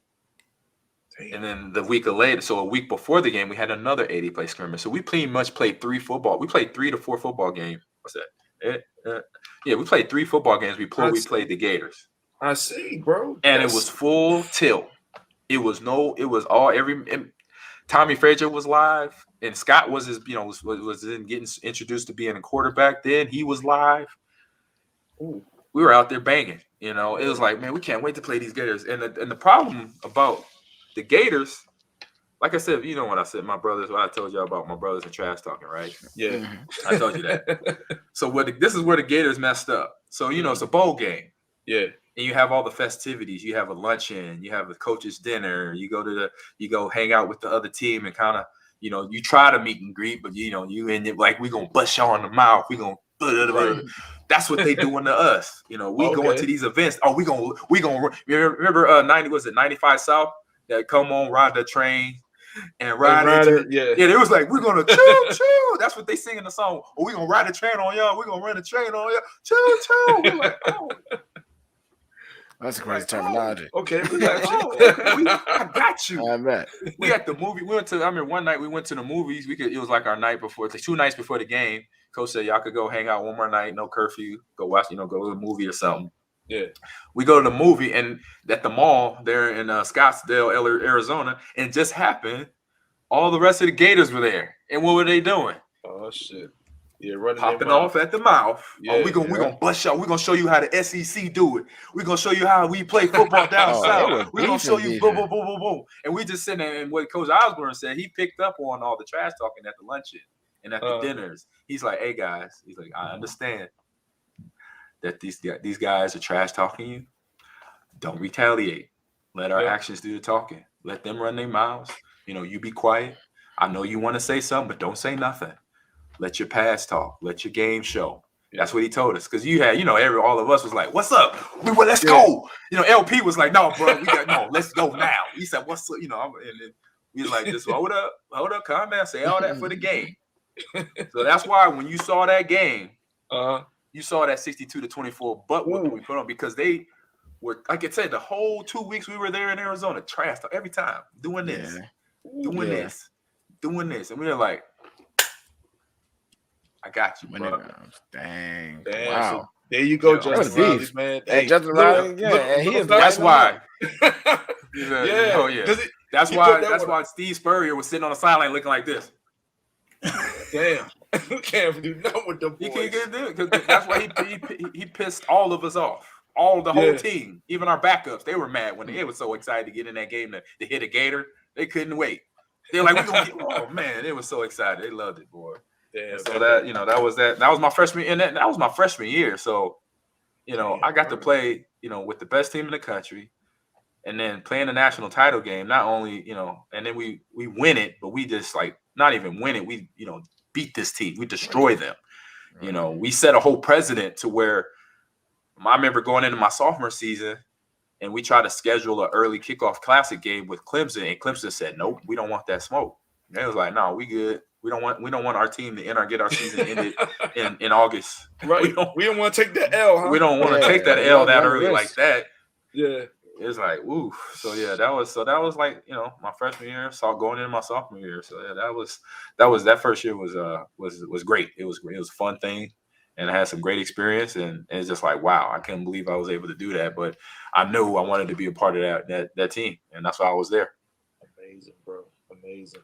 So moving on, I guess obviously, we ain't gonna go year by year, but I guess when you tell me, like, did you really think like you were gonna go pro? Like, I know ultimately you got drafted, by Seattle. You're right. Leading up to that, like, tell us about like that process, the draft process, and you getting ready to come out and all of that. Yeah. So my junior year, we have another breakout year. We win a national title, and now I got to make some business decisions. I'm getting asked by, I got agents calling my house, calling my mom and dad, and and I got to really think about some serious stuff, because obviously, first thing for me was I want to finish my college degree. That's something I promised my mom and dad. I don't want to, go pro and forget about it because you get lost in the money and all that stuff and the fame and all that. But obviously, I knew I was going to get it done just the way I was raised. I knew I can't, once I say I'm going to do something, I got to finish it. Right. So I knew that was something that was going to get done. But it was, and so I got approached by, is it Lee Steinberg at the time? I think he's still an agent today. I think he's still working. Yeah, he is. Steinberg Sports, bro. Yeah, Steinberg Sports. So at that time, he was Steinberg and Morad, and then eventually they became Athletes First later on, which is they represent a lot of guys today. But yeah, it was a tough process. It wasn't easy, because like I said, I was loving where I was at. We were winning national titles. I still had one more year. And at the time, I said what kind of boiled down to it was just thinking about, my options, staying in college, getting my college degree, and then I have an opportunity to win another national title on a great team. Even though at that time, Coach Osborne retired. So Frank Solis took over. He was my running backs coach, so a guy who I knew very well. So it was it would have been familiar people there. And then it just came down to finding out, would it be worth me, skipping my senior year, just, go to the NFL, get drafted. Where would I get drafted? And at that time, I was told I would get drafted late first round, early second round. Okay. And I thought that was like, I believed it. I was like, that's true to what it could be, because this is what my stats were. I rushed for my junior year. If you count the bowl game, I had 2,000 yards rushing, 20 plus touchdowns. It was me and Ricky Williams from the same conference. At that time, we were the Big 12 conference. So you got me and Ricky Williams, the number one and number two back in the nation. And that sounds about right. I wouldn't mind going number 29 or 30th to the 49ers or to the whoever's at that pick. And 49, I bring up 49ers because that was my childhood team I grew up watching. So I mean, that would have been a dream come true. So with that information being shared to me, which I thought was true, which obviously I found out later wasn't true. Yeah. I'm like, that's an easy decision. The first round, and knowing, beyond, the notoriety, financially, that's a good, obviously business decision. Right. But obviously it didn't work out that way. And the frustrating part about not having the truth was, one, being lied to, and being not told what should have happened.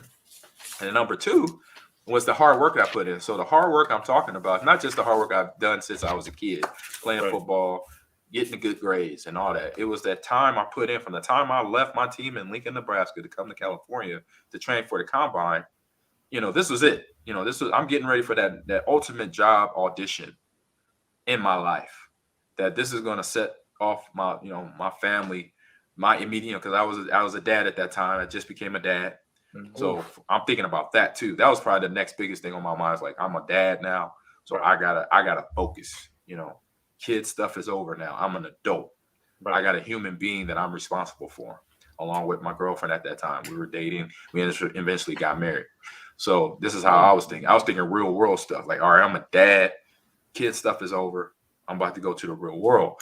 And so, like I said, the hard work I had put in California training for the combine, I'm like, I've been doing this for a long time. I ran, been running fast. I ran track in high school. So, I'm already got that talent. So I met up with two guys out there, which I had, and one of them I had previously met a year before out in Cali, on a visit with my nephew. I was a chaperone on his AAU basketball team. So the guy's name was Chuck Williams, and he was an ex-bodybuilder, but now he was a strength coach for NFL players and baseball players and basketball players out in California. And then another guy that he knew that was a sprint coach and is a sprint coach, Frank Baskerville. And he had trained Olympic athletes, Ronaldo Nehemiah, just the name. That's one guy that was an Olympics hurdle champion back in 1984, 1990, 92 Olympics. So they getting to with them was now just me, I say bettering my genius of being an athlete. And like I said, I didn't really realize the potential of my speed, but I knew I could go 4.4. I knew I could go 4.3. I was doing that in high school. I was doing that in college. Not saying it is easy, but from my work ethic, I was able to do that stuff because I maximized my talent. I maximized what my mom and my dad gave me. Right. Through the hard work. And so now I get into contact with these two gentlemen, Frank Baskerville from Chuck Williams. And Chuck, like I said, he was a strength coach. He knew how to build bodies. He knew how to, get people stronger, faster, all that good stuff. And the straight way, the natural way. Right. And then Frank Baskerville, a sprint coach, I thought I knew how to run fast, but he taught me how to run like fast, basically faster, working on my hand placement, my arm placement, my knees and my body tilt and all this stuff that the first day of us working together, we talked for a whole hour before we did any running. And that we were just talking about sprint technique. Yeah. And that day, that moment, that hour passed. I was like, he's gonna make me run fast. I could feel it. Yeah. Because we're talking about stuff I had never heard before a sprint coach ever said to me. I had track coaches before that talked about, have your forward lean like this and your arms like this, but he was hitting on other stuff that it was just like it made sense to me. I just didn't know that that phrase existed or that information was out there. Right. And now he's bringing it to me. And what I knew about running already at that point in time, when he said it, it made sense. And it wasn't a foreign language to me. I was like, oh, I get it. Boom. And then boom, boom, boom. I remember running my 40. So when combine day gets there, I had to fly in up. I ended up straining. The unfortunate thing, I strained my, I think it was my right groin muscle a week before the combine. And by the time I got to the combine, it was still sore. It wasn't 100%. But I went 4.4, 4.49 in the 40. Ridiculous. Yep. I went to still strain muscle. My agent said, just go out there and run the 40. They want to see how fast you are. They don't trust that you are NFL caliber because you played at Nebraska. Y'all passed the ball. Y'all didn't pass the ball. Y'all ran the ball 95% of the time, which was true. Right. But what scouts didn't understand was I was catching an option pitch running laterally. Oh, so okay. I got to catch the ball like this, or like this, and then turn around, tuck it, and look at what's ahead of me. Right. They didn't. To them, they didn't see me catching a ball out of the backfield equivalent to catching a football running laterally. Right. They didn't think that was a talent. They thought, oh, you're just a running back that gets handed the ball. No, I called an option pitch. Sometimes I had to one hand that thing like this and then tuck it in. I had to jump behind me like this and bring it in and run it. Because the quarterback is getting hit. They didn't think about that. And then I played baseball. Oh, and they didn't know that. Like I'm an athlete. I did football, baseball, and basketball. And I played volleyball. I did I swam, everything. Right. They didn't, I guess back then, no disrespect to to scouts out there, but they got lazy my year. Yeah. Because hold on. Why exactly do you say that though? So why I say this, check this out. Like I said, what I just said about catching an option pass, or a ball, pitch behind me, in front of me, up here, I'm catching it. I'm looking it, boom, and running straight ahead. Right. I get to my 40 after I heal up after my combine. I'm 215. I go 4.17, and then I go 4.18. I got David Halstead, the coach for the Dolphins at that time, who's on Fox Sports now. Yeah. I pretty much sent him a DM and asked him what Ahman Green did in 1998 in March or February. 417, 418, 215. Oof.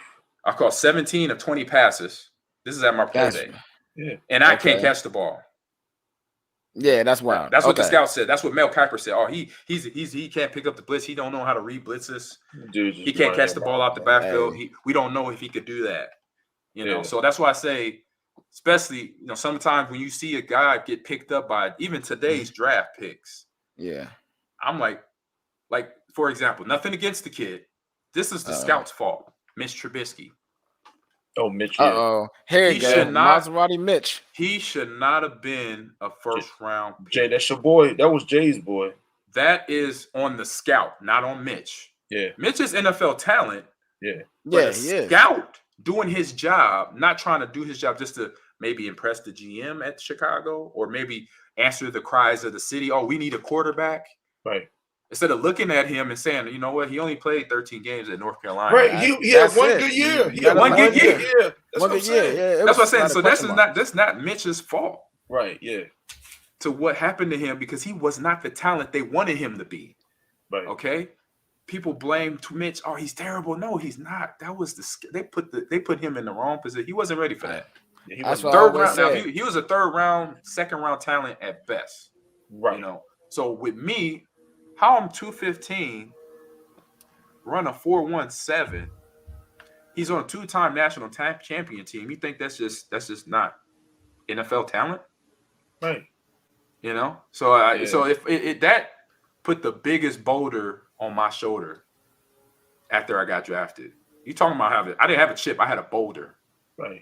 Because in my head, I put in the work. I did everything. You know, I flew to Indy. I ran a 4.49 on a pull on a bad leg. And then, you know what? Okay, I'm going to go even faster for y'all. I didn't know I was going to run a 4.1, but I know I worked for it. And then I got it. I got 4.17. And you still Google it today. I'm in the top 5 of 40s ever ran, pro day or combine. I'm above Deion Sanders. I'm above some Olympic sprinters. Yeah. So, like I said, disappointment and happy all at the same time because I'm like, I ran 4.1, but why am I going third round?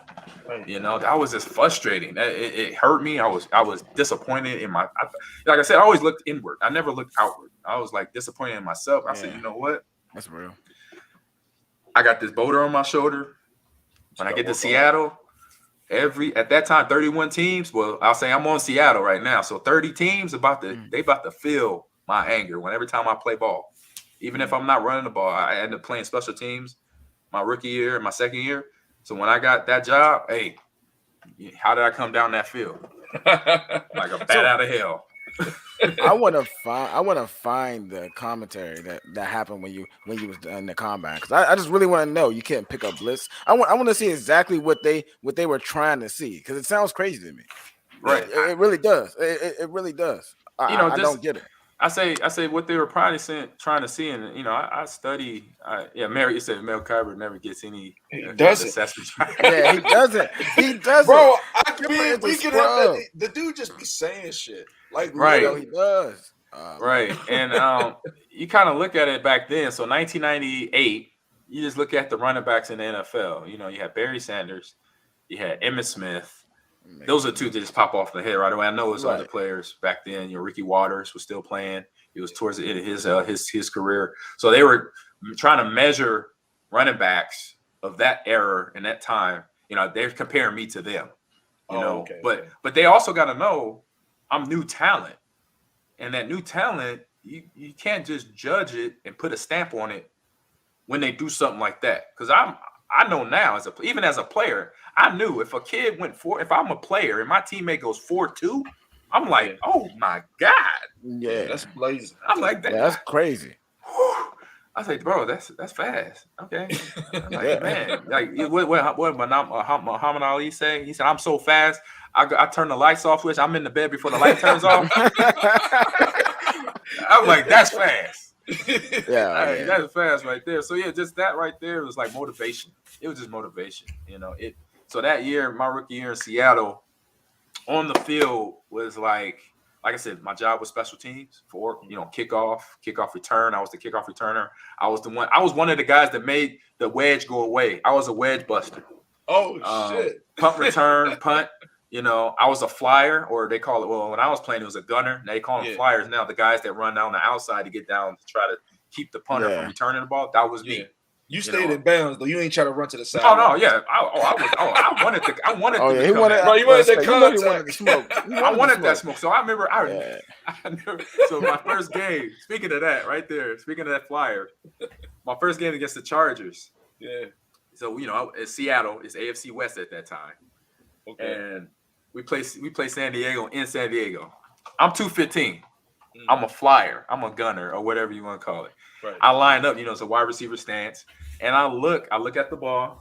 I look at the ref. I say, "Am I good?" He said, "Good." And I look at the two DBs in front of me, and they probably no more than like 180 apiece. Oh shit! So I just I look at them, and they kind of did one of these. They look at each other like, "What we about to do with this dude?" Right. And what I did, I took the first one. I came off as soon as the ball was snap. I grabbed the first one and just threw him into the second one, and then bonked out. I was out. Oof. You're like, what the heck just happened? So I just had fun. I was using my talent, using my physicalness, and being the aggressor. It was special teams is a place where you have guys on there that they love the game. Right. Guys don't want to play special teams. Straight up. You got any NFL player, straight up, they don't want to play special team. Yeah. Right. It's dangerous too. It's dangerous. It was definitely not the glory. It's dangerous. Knock the hell Right. off. You don't get all the notoriety. You can get your head knocked off. So for me, I made it home. I was like, you know what? I can't play running back right now. It's all good. I'm about to eat on special team. And by the fifth week of my rookie year, I was game plan. People were game planning me because they would see me just destroy a wedge or destroy blockers or whatever, because I was 215, 217. Wow. That was 4.1 speed, and we the coach, we don't know what to do with this guy. We can't stop him. Ain't nothing you can do. Right. I'm blowing dudes up that I don't even realize I'm hitting. I remember we played the Houston Oilers in Seattle, and it was one of my teammates from Max Strong was my teammate in Seattle. He was a fullback. He played at Georgia. So one of his college teammates was on the Houston Oilers. He was a linebacker. Oh. I'm running out on one of the kickoffs, and all I remember is shedding. I kind of chucked him and I swimmed him, got around him. I made the tackle. Later down the field, I made the tackle, and I did it again. Boom. I had about 2 or 3 tackles that game on special team. So at the end of the game, where everybody's coming to the field, kind of say, "Hey, good game," and all that stuff. Before I walked to the field, Mac hit me, grabbed me on my shoulder, said, "Bro, I just talked to one of my teammates." He said, "Man, tell number 30 to slow his butt down." I'm like, "What?" I'm like, "Hey, I'm just doing my job, man." I'm like, I don't know what happened. So fast forward to the Monday, we watch a game film. I'm in a special team meeting, and my coach is like, "Yeah." He said, "This is how you play R5," because that's where I was my position, R5 or L5. He said, "This is how you play R5. Check out number 30 right here." And so I'm seeing what happened, what I did to this dude. So I'm thinking I just swam him and got around him. Yeah. I ran into this dude with one arm. I pressed him up in the air and body slammed him. And then took off to people. I deboed him. I didn't even realize I deboed him. I was like, "Oh my God, I did that to that guy." And this guy at least was 250. At least 250. But he's standing still and I'm running forward, and you do the math, you do the science. Yeah. A constant rock, something in motion, always gonna be in motion. You just gotta get up. So he was a victim, Damn. And I was like, "Oh my God." There's like, "AT, did you know that?" I'm like, "No, I did not know I did that to him." I was like, "Oh." I was like, "Well, it's business. I gotta work. I gotta get this back." Like, bro, I'm sorry, you in my way. It is what it is, And so that's why I said, teams would start game planning me by the end of the season, and then, slowly I worked myself into the offense and getting the ball, and I say about week 8 or 9, I started getting in short yardage. So Ricky Waters would come out, I would go in, 3rd and short, 4th and short, 3rd and medium, goal line, I would come get those yards. And at one point in time, I led the league in short yardage conversions as a running back. I remember because I was physical. I like to drop my shoulder, and if you're gonna try to hit me, you better bring it. It was something that I knew. Like I said, as a kid, I was doing this since I was a kid. I like the physical part of being a running back. You had to have that mentality. And it's either you're gonna be the hitter or the hittee. Yeah. You're gonna be the hammer on the nail, and I'm the hammer. So the decisions for me is made up what I'm about to do. So that's how I went my first 2 years in Seattle, and then second year with Mike Holmgren, he came into Seattle. And it started off peaches and cream. It was all good. And I got in his suit. I say right before preseason ended, I got in his doghouse. I had a couple fumbles, had a couple mental errors. So I was on myself hard too. But as a young running back, as a young player, a young professional, you got a Super Bowl winning coach. He says to the media, because they're asking, well, are you playing him on? Are you gonna think about playing him? He's a young guy, young good player that the Seahawks have. And he said in a comment, "Oh, he's a fumbler. I don't like him a whole lot. He's struggling right now, holding on to the ball." And then once he said that, it was rough, because I'm like, dang, that's all I have. It's a running back. That's all we're supposed to do is hold on to the ball. Right. You gotta, if you look at that, you got Super Bowl winning coach that is saying that. So of course the media, the people, coaching, listen to that. And so I had to come out of that a little bit, but I did. I just did my grind like I did my special teams job, and eventually got running the ball again. And then that was one of the reasons that I say Mike Sherman, who eventually became the Packers head coach, and then Ron Wolf, who was the GM at that time in Green Bay, when the offseason came, they asked about me, and like I said, I didn't know it was coming, because I thought I was going to have a chance to play for the Seahawks, give Ricky Waters a run for his money. He was a good friend and teammate, but it's a job, and you got the best play. And he knew that. I knew that. It was nothing, against him or nothing. But I knew, I knew I could be an NFL caliber running back. But I get traded, and I remember talking to Ron Wolf a few years ago about my trade, and most of the time he said, Ahman, I wanted you from the time you got in the league. He said, I saw what you did in Nebraska. I liked you. He said, just at the time you got drafted, we didn't need a running back. We had Dorsey. We had a few other guys. I was like, Dorsey Levin, yeah. Right. He's a beast. He's a dog. And so I say, yeah, I understand that. He said, so when 99 and 2000 came around, the backs that I was backing up Dorsey, got beat up a little bit. He said, so I was tapping on Mike Holmgren, because I know you got in his doghouse. And he said, I know Mike because he coached here in Green Bay. And he doesn't know how to sometimes let a player, that's the development. They're gonna have a rough patch, but he said quarterbacks throw interceptions. Right. He said if you jump the ball a few times, but he said your yards per carry average is what I saw. You were picking up 4 or 5 yards a carry when you ran the ball. Right. He said, and anything for a running back, that's what you want. You want at least 3 yards a carry as a running back. But he said, you were averaging 4 to 5 per carry. He said, I want him. He said, so I'm going to do whatever I need to get you. And that's what he did. Got me there. Mike Sherman helped out because he was the head coach. He liked me too. He saw what I could become. And I say the rest is history, because once I got to Green Bay, me and Dorsey became really good friends. We still talk to this day. And, for me, I never once looked at, because, you don't lose a position for being hurt. He got hurt. And from the time until the head coach said it, I was still his backup. When people ask me, are you the starter now? I was like, no, I'm Dorsey's backup until he comes back.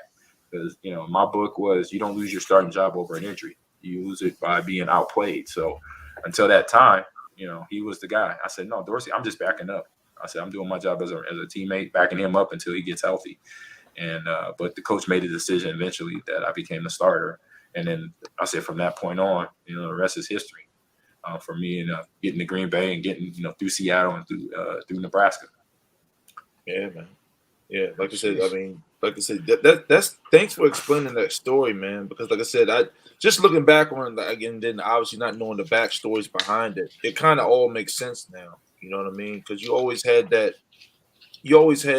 talent. You just needed a place for you to come in and shine. Z, I think you had a question, didn't you? Well, we are a Washington-based podcast, so I remember the game where you went crazy against the now Washington football team. Yeah. The football So team. the 3 touchdowns and just going nuts against them. Right. Actually, so we had 2 games against the Washington team. So one game, it was a Monday night game that you're maybe referring to after 9/11. Yep. And then we played out in where is the stadium at? Landover. Landover. Yeah. In 04. We played y'all out there. And both games were interesting. It was, I mean, obviously for the standpoint, the first game, it was after 9/11, so that game was just amazing, obviously, to get back to normal living because of what we just happened in New York, not far from where y'all live today. And the game for us was, we got back to football. So it was a regular game. That's what we tried to do in our heads, like get it back to regular living, because we just had the world flipped upside down on us with the terrorist attack. So it's like all the players were like, really like, let's just think football. Let's just, focus on our job so we can now, kind of get that next step out there to move on from this tragedy. So I was able to do that. And I remember during the game, so, we're having a great game. Like you said, I had a heck of a game. My offensive linemen, they were on it. They were doing their job. Because later on that season, that became my first Pro Bowl season. But in that game, if y'all remember a strong safety, I know his name was Pat Terrell, 31. Yeah. So it was a run play, and Brett made the audible. So he made an audible, basically going from, we were supposed to go to the right. No, we were supposed to go to the left, but my fullback heard the call wrong, and he went right. So it was supposed to be a handoff solid. It was 99 handoff solid to that. It was an outside play. And so with a lead block with my fullback. So my fullback went the wrong way. I'm looking at Brett like, oh my God, what I'm gonna do? I'm getting a handoff, like there's no will, but you know what? You got a BYOB, be your own blocker.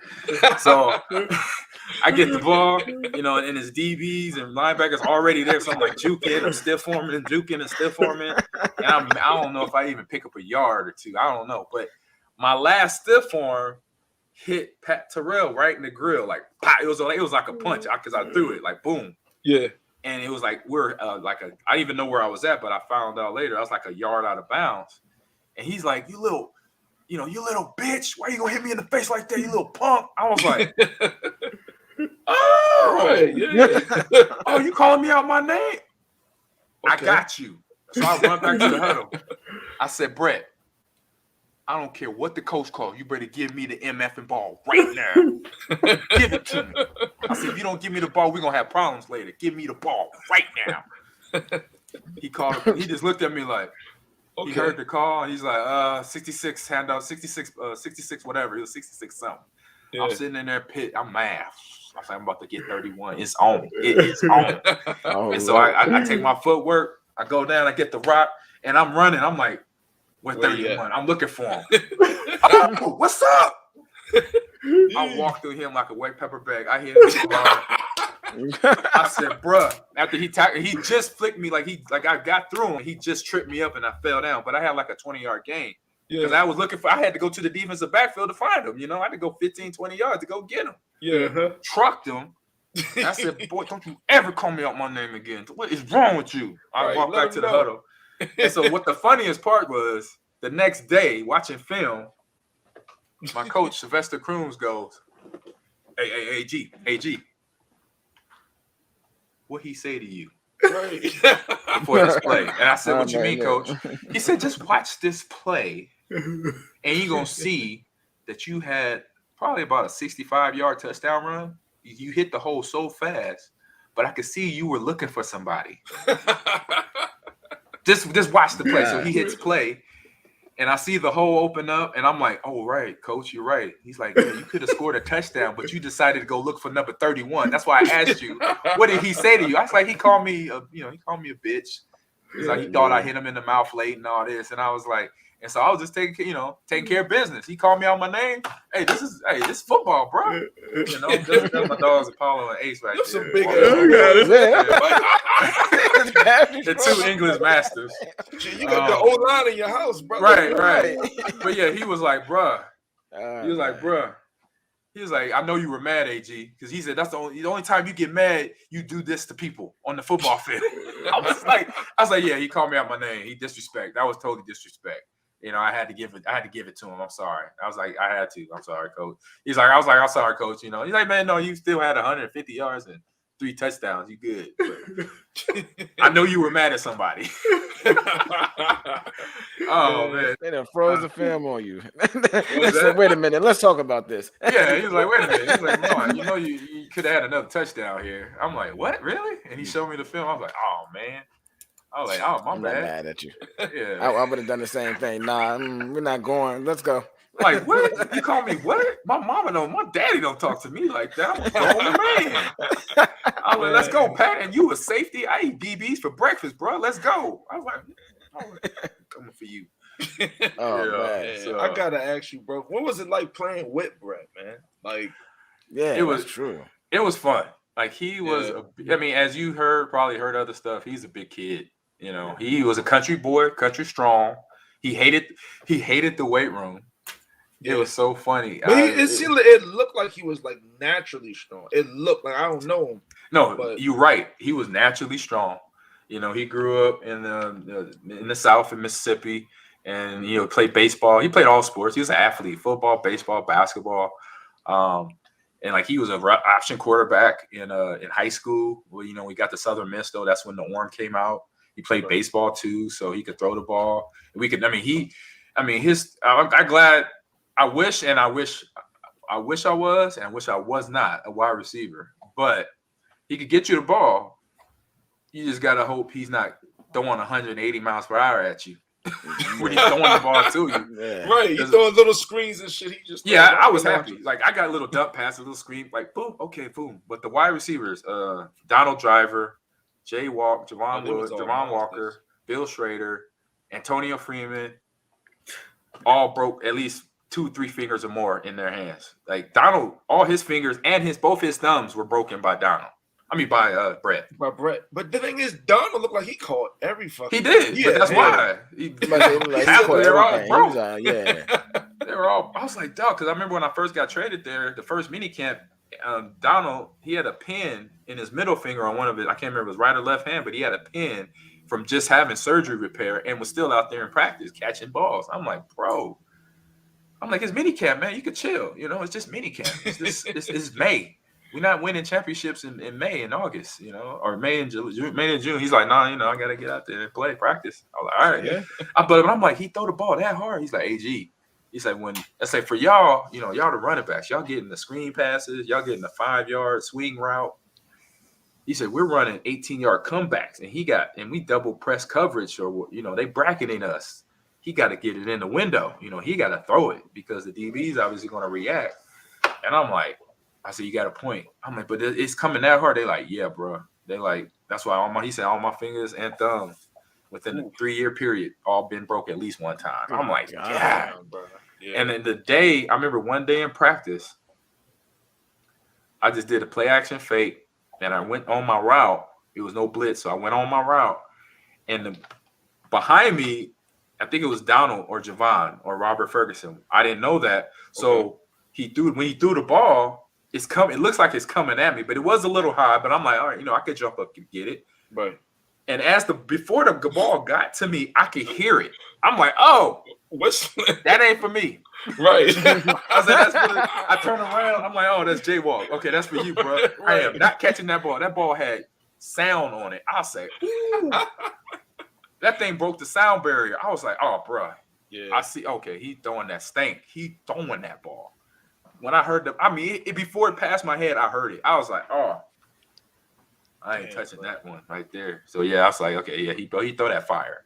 But great guy, great teammate, and it was like I just told this moment not too long ago was I think it was like my second. It was like 02 or 03.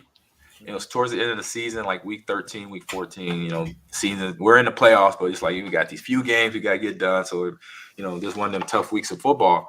And I remember coming in the locker room, about to get ready to watch film, taking off my gear. And Red Batty, our equipment manager, said, hey, AG, come here real quick. Let me take you. We got a little thing I want to show you. So he takes me back to the equipment room. We go through this little maze to some of the equipment managers' offices, and then boom, there's this little storage room, and it's a table in there now. And then Leroy Butler, Gilbert Brown, I think Santana, Dotson, and then Brett, they're all sitting at this table. And we got this chef in there cooking up po' boy sandwiches. And I'm like, okay, we got the shrimp po' boys up in the piece. All right. He's like, hey man, sit down. I'm like, and it was just like, we were all, like, one thing I knew, we were all captains because I was one of the offensive captains along with Brett. And then, Leroy Gilbert was the defensive captain. Say Santana, I think he might have been another defensive captain. But to be in that room with them, from the guy, I mean, I watched them in the Super Bowl when I was in college, right. And to already be teammates with them for a few years, but now sitting in the room with them, like I'm one of the guys at the table now, and it's like, whoa. So it kind of hit me. I was like, man, I'm a leader of this team, and he basically, that's him showing his way, showing that I'm leading, and I got respect on this team to have me in that room with all those leaders. They done it, and when I'm trying to do it, they won a Super Bowl. I'm trying to get one, for them as a teammate to have me in that room. I felt very special. I mean, I already felt special up until that point, being a part of that team, the way they took me in as a trade. And I felt like I was always there since my rookie year. But then going in that room, just another moment was like, oh yeah, he's a cool dude. This is a teammate right here. He takes care of you. Yeah, man. Justin Riley had one other question, man. He had one. I guess he had a friend, D'Amico Ryans, the freshman. Was it my senior year at Alabama? What was it like going against him in practice? It was good. I got some good stories. Like, people, like, I didn't talk a whole lot, obviously, when I was playing, because one, don't trash talk, and two, I was just kind of quiet. And I could do this now. I could talk. And so I'm glad, to hear this stuff. I remember a lot of stuff. And so I go free agent down to Houston. Mm-hmm. And I know of them already, D'Amico Ryans, coming out of Alabama, good freshman, or good linebacker, not freshman, but rookie. He won defensive player, defensive rookie of the year. And it was that 06, I think it was. And then so 07, I'm down there.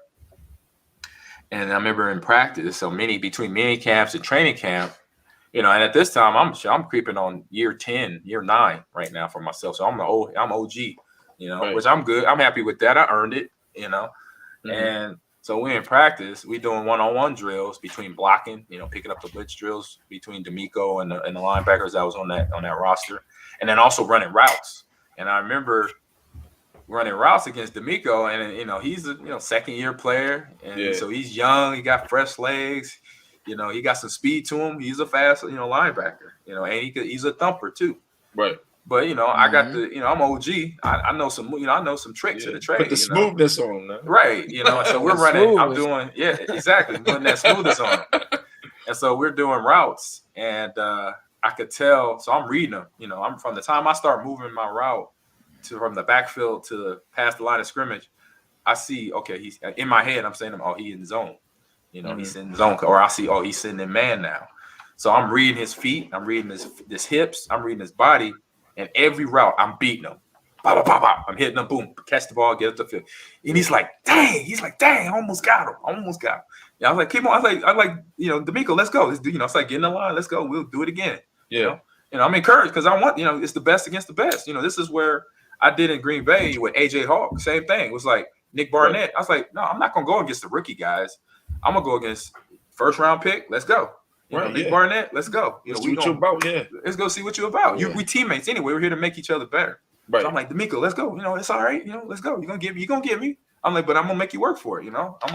So again, I'm hitting him. I did this. I remember doing a stair step.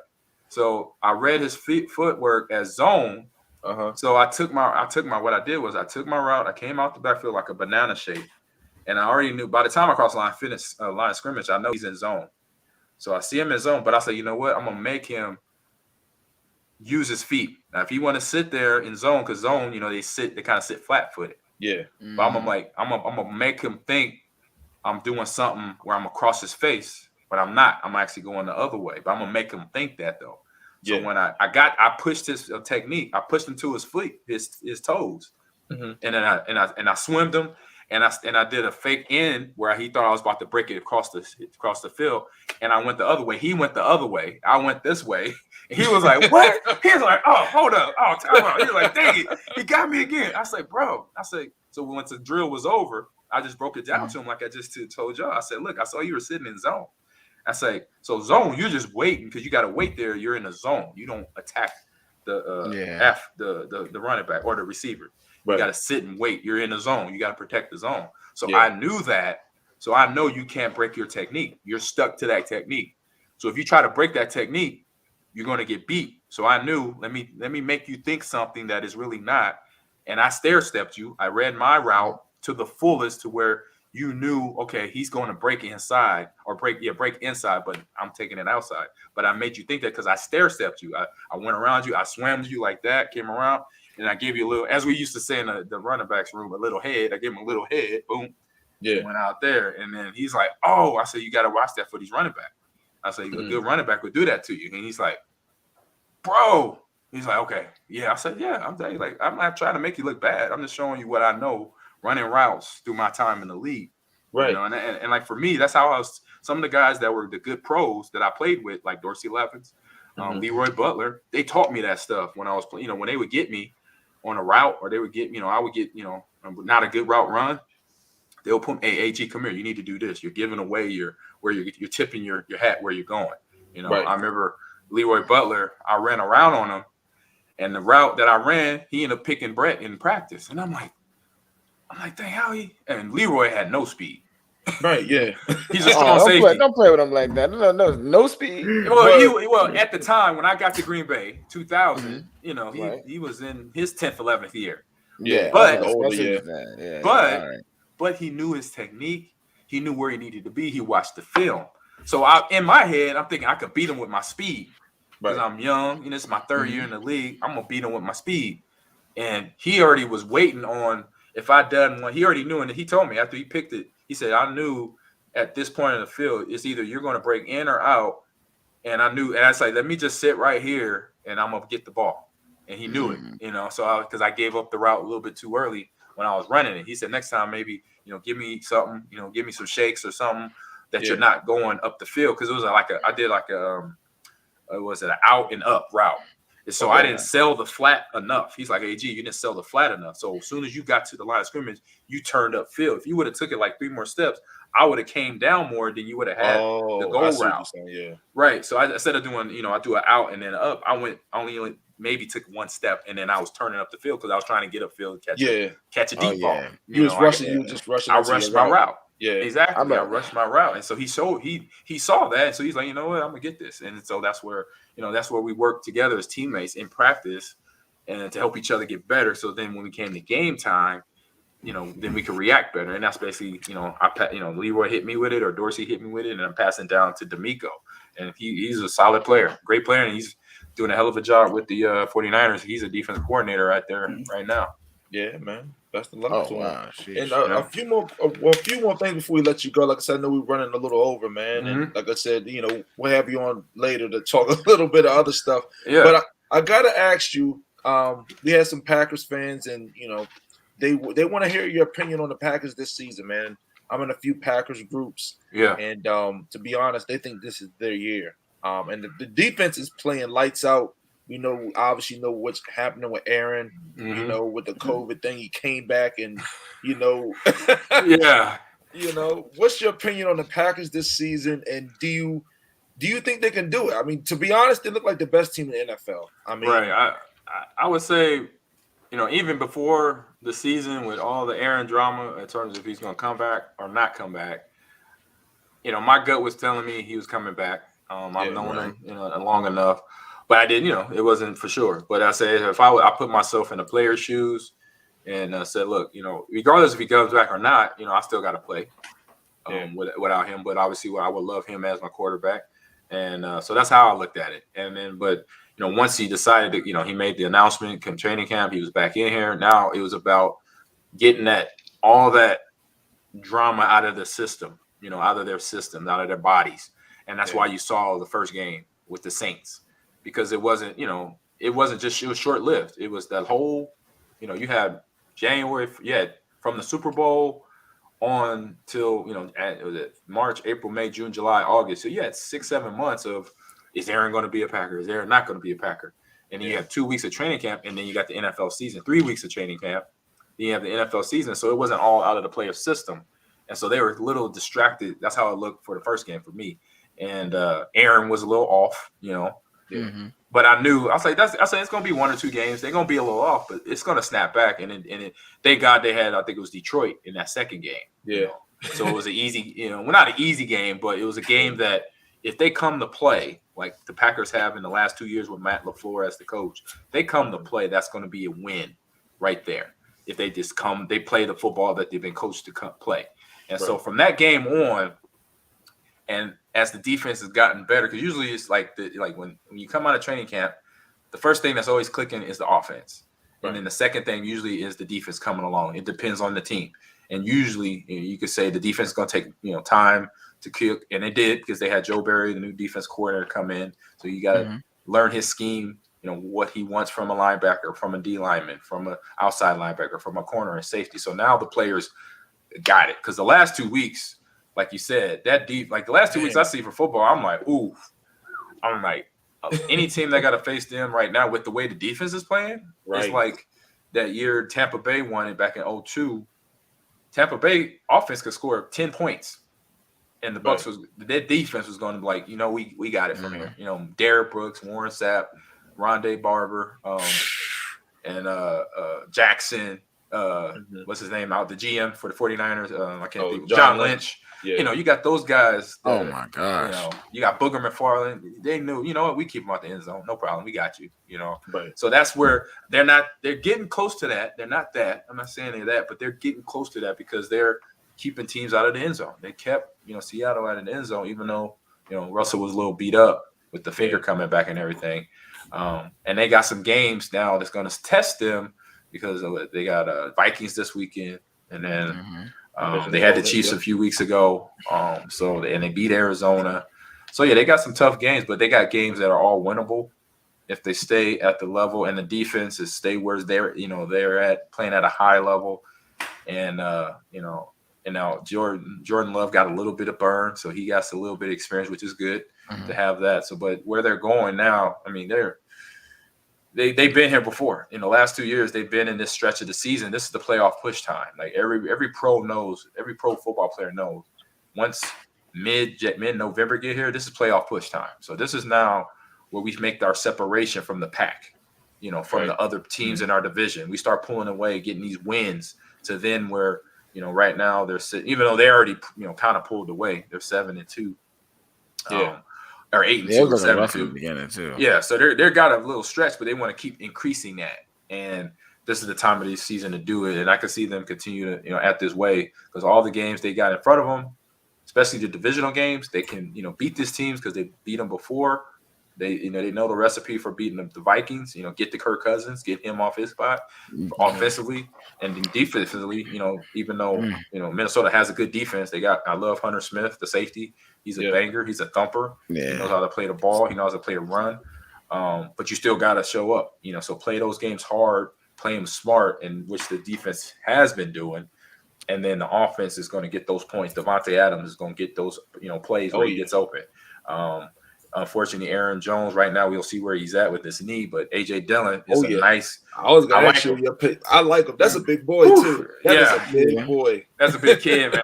He's going to be rich off his t-shirts instead of picking up yards. He got the Quad Father and Quadzilla. He's selling. And Packer fans, they're gonna definitely buy anything that a player makes out there. So he's doing good in that area. But for as a running back, I say the only thing, watching and breaking him down, only thing I tell him is just stay behind his, get behind his pass a little bit more, and make sure he's the low man. Low man wins, especially with that bottom half that he has, them legs that he have. Lowest man, he's gonna win every battle. Every contact that he comes into. So he gets a little high, just try to keep the pass low, and then everybody just step up and play offensively. Keep it to where they can score points like they did. But don't make it all so hard for themselves. It seemed like it was a tough game in Seattle. They played tough, but they ended up wearing them out because that time of possession was like being triple or something to Seattle's time of possession in that game. It So was. that's kind of see where I'm at. They could, like I said, they could keep winning these few more games that they want, that they need to get to the division, get that wrapped up first, and then after that, just playoff position. Get that first or second seed, get that bye week so you can heal up and you get ready for the playoffs. And they got that 17th week, so that's definitely gonna be different. Yeah. That's something new. A lot of players don't like that. I mean, because I don't. Yeah. When I heard it, eyebrow pop up. Right. It's like, what? 7? Right. When I was playing, it was like we trying to scale back to 12 games now, or take preseason away. Right. Cut preseason in half to 2 games. When I was playing, that was the argument that player reps were trying to get with the NFL from the NFLPA and the Players Association and the NFL and the CBA. We're trying to cut the preseason games to 2 games or 3 games then, and now they get 3 games, but then they add on. I'm like, that doesn't add up. That doesn't do anything. It doesn't change. So. That actually makes it more difficult for the starters too. I mean, because it does. you're taking away a preseason game. Okay, got it. But you're adding another regular season game. That's more of a grind for your star players. Yeah, and then the media and the way the NFL has presented that 17th game, they're making it like the biggest game of the year. They're making it a rivalry game. The interdivisional game, kind of like the Mets and the Yankees play. Crosstown rival. It's like they're bringing up some serious games. So you think that game is not going to be an easy game, like you said. It's going to be a late season, hard hitting game, and that's no fun. You're playing week 17 and you're still going at it like it's week 1. Like, nah, bro. I want to be on the bench by the second quarter, chilling, because we in the playoffs. Right. Not the second quarter. I want to be chilling. We in the playoffs. We got the division. Why am I playing right now? Man, before I get you out of here, points. I want to ask you. So, tell us a little bit about the e-game, and so I know you got esports. I'm sorry, esports. Disrespect esports. Oh, here you go. Now you want to say something quiet the whole time. So tell us about esports. So what do you got going on with them? So this is the school I'm at, Lakeland University. Ooh, get it that way. There we go. Okay. Lakeland University and sports. I mean, esports. It's just as much as we just shared tonight, all the football stuff in my life and baseball and basketball. Esports was right there. Video games was right there for me. Tecmo Bowl, Donkey Kong, Zaxxon, a 10-yard fight, Gyromite, Legend of Zelda, Street Fighter, Tekken, and then Halo. All that my shit. Oh, right. Halo just came out today. Yeah, the beta just got activated, so I'm hyped for that. I'm gonna probably play a little bit before I go to bed, but it's been there. And how I related to, I'll say how I got hired is basically because one of my friends used to teach, and he went to school at Lakeland. And me and him when we hang out, we go to this little restaurant here in Green Bay area called Brick House Burgers. And we just go there and talk video games. We talk comic books. We talk comic book movies. That's my guy. That's my geek guy. We just geek out. We talk all this crazy. What's gonna happen to Thanos and Endgame and what Marvel doing now with what they got? Spider-Man Far From Home, and they got so much stuff coming down the rain. I just saw the preview for on Disney Plus, Obi-Wan Kenobi story. I'm like, that's the stuff we talk about, Yeah. And so he hit me 2 years ago. He's like, hey, Ahman, I got the perfect job opportunity for you. He said, my school that I taught at, they're looking for a football coach and an esports coach. So when he said esports, it's just like, I was like, what? Football coach. Because I already coached football. I did high school. I've been coaching high school in Wisconsin since 2010. Okay. Yeah. And so I did football. I did track and baseball. So I was like, let me do something a little different. Let me do something new. Get this opportunity. Let me do esports. So I knew I had to put more time in that. So I told him, like, look, I can't do football, but I'm gonna do this esports. I'm gonna try this new avenue. But the part of it is not, it's new, but a lot of the relation to traditional sports is a lot of these games, as you know, are team-based games. Call of Duty is 4 players. Overwatch is 6 players. League of Legends is 5 players. So, you got a team dynamic where you got to coach these kids on understanding how to be a teammate and how that teamwork works, how you all work together, and how you hold each other accountable, how you show up to practice, how you show up to get better. You're not just in there playing games. You're actually working on your game to get better. So teaching these young kids, these young adults, how to do that, that's the relation. So I'm like, I say the only problem I got is I don't know how to play League of Legends yet. Other than that, I could do this because teaching those players that part of the team dynamic is that I know it's communication in League of Legends. I know it's communication in Overwatch. We had to talk on the football field. We had to say, oh, you know what? I can't get this guy, or this is the audible. We're gonna shoot out an audible here. Tomcat, Tomcat, or whatever. Check 30, jam check 30. I know what that means. So if you had a call out in a game, I'm on the right side of the board, or I'm in the blue room or whatever, hookah. You got your names for your call outs. Say that and say it clearly and communicate that to your teammates so they know where you are, so they can help you. And you could win that fight. So it's the same. So it's just, preparing for that, just like we would for, running back drills before practice. I do that. They do that now with, teaching, they go do the training apps to work on their aiming and their shooting before all the games and practices. So they work on their, small techniques, the fundamentals of playing in a shooter game, or their strategy. They're going to talk over. We're going to all talk over, when the game starts, what we're going to do. We're going to go this side of the map. Two of us going to go over here. The other two going to go there. So it's just knowing what that game plan is. And it's coming together the last couple of years. This is starting my second season. Actually, second season just ended this fall season. I was fortunate enough to have a player, like I said at the beginning, we matched up, and my on the field NFL experience, his Madden experience, and Curtis Doki, he won a national title last year in PlayStation Madden, PlayStation 4 Madden last fall, a year ago now. So that was great. And then he was in the spring season, he was second place. He came runner up. He almost won another one back to back in the same year. So hats off to him. He couldn't play this season because he had to work on his school, his books, and get a job, work a little bit. So I understand that. And I told him, "Hey, you're welcome to come back anytime," because he's a good hell of a Madden player. But yeah, teaching them, teaching them stuff I learned playing Little League sports and playing sports, my entire life. It's just relating it to esports. That's what I'm doing. Man. I'll say that's one of the things I'm doing. I'm doing a lot. Okay. But that's one of the things I'm doing. And then I'll say the other things I'm doing. As I said, I got a podcast too that I'm gonna be doing in the morning. It's Ahman Green's Gamers Lounge podcast, and it's when me and my co-host John Audius, we just sit there and talk about the video game industry, what's going on with it, good and bad, because a lot of stuff going down with Activision and Blizzard and what was going on there and their lawsuits, but then also the fun stuff about new games coming out.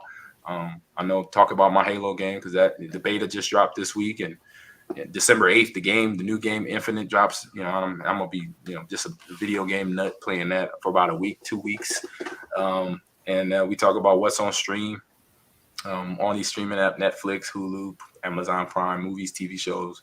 We give the fans and the listeners recommendations too.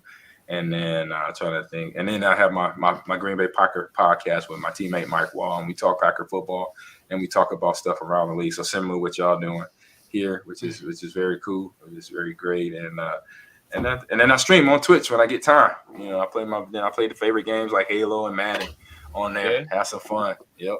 Who you rocking with Madden? Oh shoot. I said usually right now I've been rolling with Baltimore. So you got Ravens. Oh, okay. No. Lamar Jackson. No. You running around? That's taboo. He's dangerous. That's taboo. No, see that's everybody taboo. was saying that about Lamar. It's taboo. What's taboo about when you're trying to win, man? Yeah. Playing Lamar, man. Like the old Vic in the Tecmo Bowl, you just take Michael Vick or the beginning or beginning of Madden. Any team, anytime, take Michael Vick and take Michael Vick and run every play. Yeah. Well, I don't. I pass the ball. I like to pass and short runs here, inside run game. Okay. But I've been trying out. I noticed everybody I've been playing against, they use Arizona. They use the Cardinals, obviously. They got Kyler Murray and D Hop. Mm-hmm. And that's my squad. You could sub back in JJ Watt, even though he out for the year in real life, but you could put him back in the game.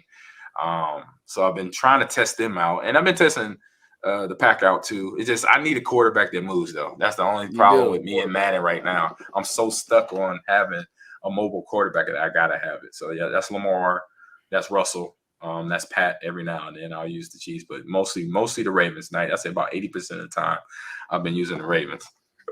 Excuse me. So oh my gosh, me and my friends were just talking about that.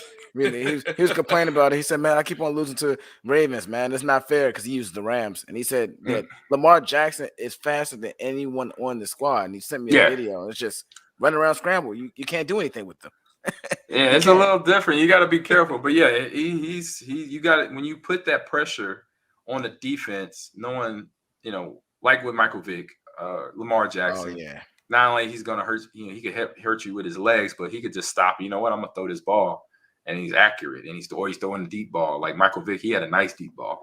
Oh yeah. When he could throw it. So when you have that, when you put, me being an offensive player, I learned how giving the defense more things to study and to worry about. That's what you want to do, because they don't know until a certain part of the game what they'll be able to stop. Right. Okay, they got to run it. Like with us, for example, when I was playing, they had me, they had Brett, they had Javon Walker and Robert Ferguson and Donald Driver. Who are we going to stop? Bubba Franks. Who we going to focus on? Who we going to take away to win? Because that's what Bill Belichick would try to do. Because I remember the few times we played against the Patriots. I remember other than one game, the first time I played against the Patriots as a Packer, we beat them. We went to Gillette Stadium. It was after they won the Super Bowl in 2001. It was the 2002 season. We went up there. It was a rainy game, and we beat them. We had a nice run game that day, myself and Najee Davenport and Tony Fisher.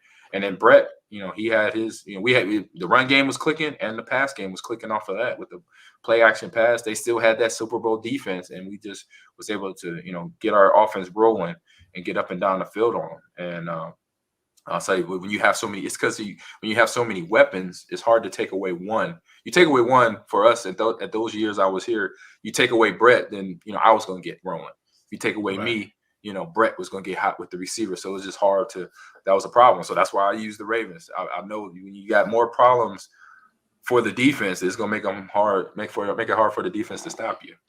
Yeah. Yeah, man. Like I gave Madden up 2 years ago. Rome was nice. Like one of my cousins. One of my cousins did that. He gave up Madden like 20 years ago. Check this out. I hopped in a few leagues. I thought it was nice. I hopped in a few of these leagues. I was like, damn, these boys is nice. I was like, yeah, I just think to something else. You know what I mean? I get it. I hear you there. Yeah, I jumped in the league too. I was getting my butt kicked. So when I played like the people in my league, I was getting my butt kicked so bad that one season, this was like 2 years ago, I went on like a 3-game winning streak, and it's like, Ahman, who's playing for you? I'm like, oh, come on now. I was like, I ain't that bad. I was like, I ain't that bad. Come on now. I was like, it's me playing. Shut up. Just take that L. Take that L. It was me. Oh, man. You just lost to me. So yeah. Very last question, bro. Very last question. Who is the best, or who's some of your favorite running backs to watch in the league, man? And then we'll get you up out of here. Favorite, like for me, to be honest, like mine is I know he's hurt. King Henry, Derrick Henry. I've been telling each and everybody all year, watch out for my man Jonathan Taylor out there in Indianapolis. That boy's a dog. Yeah. He's nice. Absolutely nice. Yeah, I watched him in Wisconsin, and he put him up, put him down, and he's a track star, so he got that speed element, but he knows how to knows how to drop that shoulder on you too. And I say that's what makes because I remember a couple, was it 4 or 5 years ago when Melvin Gordon was coming out. Oh yeah. And I coached against him in high school. When I coached high school, we played against his high school here in Wisconsin. He's from Racine, Wisconsin. Right. We played at a high school Bradford, Kenosha Bradford. They were pretty good. They dominate high school here in Wisconsin. In southern Wisconsin. So we played them in the regular season. We beat them, but then in the postseason they beat us on a Hail Mary. But he always had a good game because he's Melvin Gordon. Right. So when he got to Wisconsin, I noticed that offensive line between him and that offensive line was so nice during his time. He wasn't getting nobody was really thumping him. I was watching him get to the second level, DBs falling down. He outrunning them. Right. And so when he got drafted, I remember doing a couple of interviews, everybody's like, hey, what you think of Melvin Gordon? I say, hey, he's a fantastic runner back. He's going to do great. But nobody's been physical with him in the Big Ten. I say no team, even Michigan, Penn State, they couldn't get to him and put a hat on him. Right. So I'm like, he's going to struggle in his first couple of seasons because everybody is coming they thump in the league. Strong safeties, linebackers, there's some corners out there that will lay it on you. Oh I yeah, said, and that's where he struggled a little bit. But Jonathan though, yeah, he's a whole different package of speed. But then Derrick Henry, trying to think who else. I like Dalvin Cook too. When Dalvin Cook, Dalvin Cook's to be a little guy, yeah, he's deceiving. To be a little guy, but he's aggressive. He's a strong runner. Yes. I mean, he throws people off because he's only like maybe 200 or 190 maybe, but he's not real tall. But when he gets that ball and goes, he runs like he's 250, like he's 220. He runs hard. So I like Dalvin. That's who the Packers got this weekend. Everything Saquon when he's healthy. Yes, that's a good runner. What do you think about him, man? He give that man an offensive line, man. Just trade him. The Giants offensive line is just, they fucking suck, dog. Like I'm a Saquon Barkley's fan, right? You know what I mean? He's a beast. Just get him out of New York, man. They've been working on the offensive line for years, bro. Is that what it is? Oh, man. You know. Yep. And then Najee Harris. Yep. Justin Riley. Yep. You right. I was about to bring him up, but then also a guy in y'all neck of the woods right there, Aaron Gibson. I watched him last week against the Bucks, man. And I knew why you gotta say that, bro? I watched before the Bucks game though. I'm just game recognized game. No, I know. He's a little dark horse. People don't understand. Like he doesn't have. I mean, obviously they don't have all the weapons. Heineke's playing good ball though. Yeah. But Aaron Gibson, like. He gets his yards. He gets his yards. I saw him up live close. That motherfucker was toting the ball, bro. Like I'm telling you, upon contact, he's just. It was everybody. It was Devin White. It was Devontae David. Right. It was Sue. It was Vita Vea. It didn't matter who it was. Just dragging them up and down the field. They fall on, and that's what you look like when you see running backs like Najee Harris does it too. Run behind their pads. Aaron Gibson run behind. That's when like the league. Like I know if I could have made it past the rule changes, I know for a fact I would still be playing today, and I would be abusing these defenders because of the rule changes. Right. I'm sorry. I'm being real. I was like, if I could, because I'm like, I played with Charles Woodson. He was still playing, even though he played DB. Right. You know, I was like, if I would have got past that little change of rules, it would have been like, if you would have saw a smaller package. But what Darren Henry does to people, even I'm not 6'4" or whatever he is. Right. But the thing is, you did that though. I was solid. Right. Yeah. But you did. The thing is, you did that. Like I said, just go back and look at like your games, bro. Like you upon contact, you was the same way. Like I don't know. I can't remember this like one dude just literally in the open field just taking you down. You know what I mean? That was very, very rare. I appreciate that. Thank you. Yeah, I'm about to say, I mean, it was definitely. I mean, as I remember, like you were also very shifty too. Yeah, it was most of that shit, like very, very shifty. Like it was smooth though. Yeah, it was because I saw the stat where you're the only player in NFL history to rush for over 1,800 yards, score over 20 touchdowns, catch over 50 passes in the same season. And then you threw a touchdown pass as well against the Lions. Right. Hey, my man said he was a multi-sport athlete, all right? He did everything. Yeah, man. Yeah, like I said, it was just like I said when I was younger, and actually not when I was younger, but like I said, when I got that chip on, I got that boulder on my shoulder. That's where it started, and I knew what I could do. And it was just my gameplay, just gained the respect of my peers. You know, having guys like Derek Brooks come up to me and be like, bro, good game. Hey, or when they tell me, I remember I was seeing Derek at a Super Bowl party right when it was the year he got his yellow jacket in Houston or in Dallas at the Dallas Super Bowl when Green Bay beat the Steelers. And I remember seeing him at a Super Bowl party. Derek Brooks, a guy who I highly respected, he says to me, well, I see him, you know, what's up, man? How you doing? I was like, congratulations on the yellow jacket. He's like, bro, he said, I said, you gave us headaches. I know. He said every game we knew 30 was healthy. We like, God, dog, we got to play a whole game. You know, he said he said that some running backs we could shut down. You know, first quarter done, second quarter so and so done, third quarter we hit him hard enough, he's gonna be done in the third quarter. We could set it to our clock. But he's like, when we get number 30 from Green Bay, they like, oh man, hold up. Yeah, my back hurt, coach. Hold up. The back hurt. I got hold up, man. Yeah, man. That dude right there, he's built different. I remember him too, like my third or fourth year here in Green Bay. After a game, I had a linebacker come up to me, he was a linebacker or safety. He's like, no, it's linebacker. He says to me, he said, bro, good game. He's like, man, you a different running back. He said, usually running backs, he's like, running backs that we usually play against, they run away from us. You run at us. It don't make sense. I said, hey man, this is what I do. You know, I like contact. I was like, I'm Briar Rabbit in the Briar Patch. I was like, everybody want to hit me hard, I get geeked up. I'm like, let's go. I get like Hawk mode. I'm like, yes, I want this. You know, it was the time. And then my second game with Big Z brought up with the Reds when I played Washington team, excuse me. When y'all had Cornelius Griffin, the D lineman. Oh, the D lineman. In 04. When we came out there to 04. So I ran the ball to the left side of the line, and somewhere in there we connected. Bah, bah, bah. He got up. He was like, yeah, what's up, 30? I said, yeah, let's go, big dog. Let's go. He was like, hold up. Okay. Like, I got just as hype as he did. He was like, oh, okay. My bad. He was like, what did I just do? I'm like, you just don't know, bro. I love the hit. Beast. This is it. I'm like, yeah, let's go. And the whole game, we were going at it. Man. And just because it's just, like I said, it's the sport. It was just part of the sport that I mastered. I was able to master that aggression that you need to go into contact and be the winner not every time, but most of the time. Yeah, man. So, hey, Ahman, we're going to get you out of here. Ahman Green, everybody. Anybody that's watching the show, thanks for tuning in. Ahman, anybody you want to shout out, man, before hopping off of here, bro?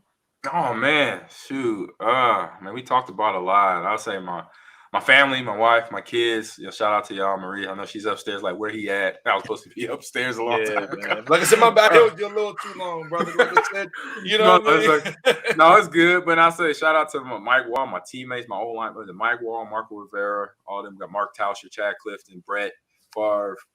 Have those guys in my life as teammates. Ricky Waters too. It was even. We were good friends still.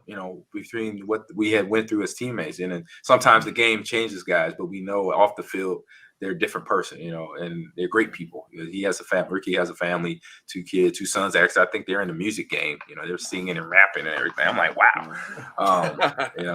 And then to my kids, I got 4 girls and a boy, 2 stepdaughters, a stepson. And love them. They're down there. 2 of them are down in Arizona, and 1 is in Madison. And my daughter, Monty, she's in Dallas, Texas. She's a prison guard, and she just got a promotion. And my other daughter, Mayani, has my first. I'm a grandfather. Oh, wow. So, congrats, bro. Yep. She's a year and a half, almost gonna be 2 in January. So shout out to Mayani and Amani. Love y'all. And guys, thank you for reaching out to me through IG.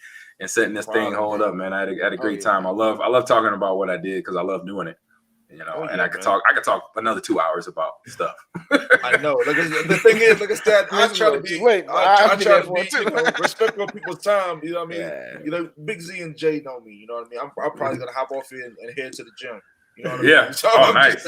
I already got my workout in, so I'm good. Yeah. I'm gonna go watch something on Netflix. I don't have to wake up early. There you go. Must be nice. No, for one day. Oh, man. So Ahman Green, everybody. Like I said, thanks for tuning in. We'll see you tomorrow. Next, I guess tomorrow's show we'll have cornerback Ahman Bobby Taylor will be joining us. I played it. Yeah, I played against Bobby. Yep. Of the Philadelphia he was a solid safety for the Eagles. Yeah. All right. Well, it was a fun games against him. No doubt, man. So we'll see you guys next show. And take it easy. Peace. All right.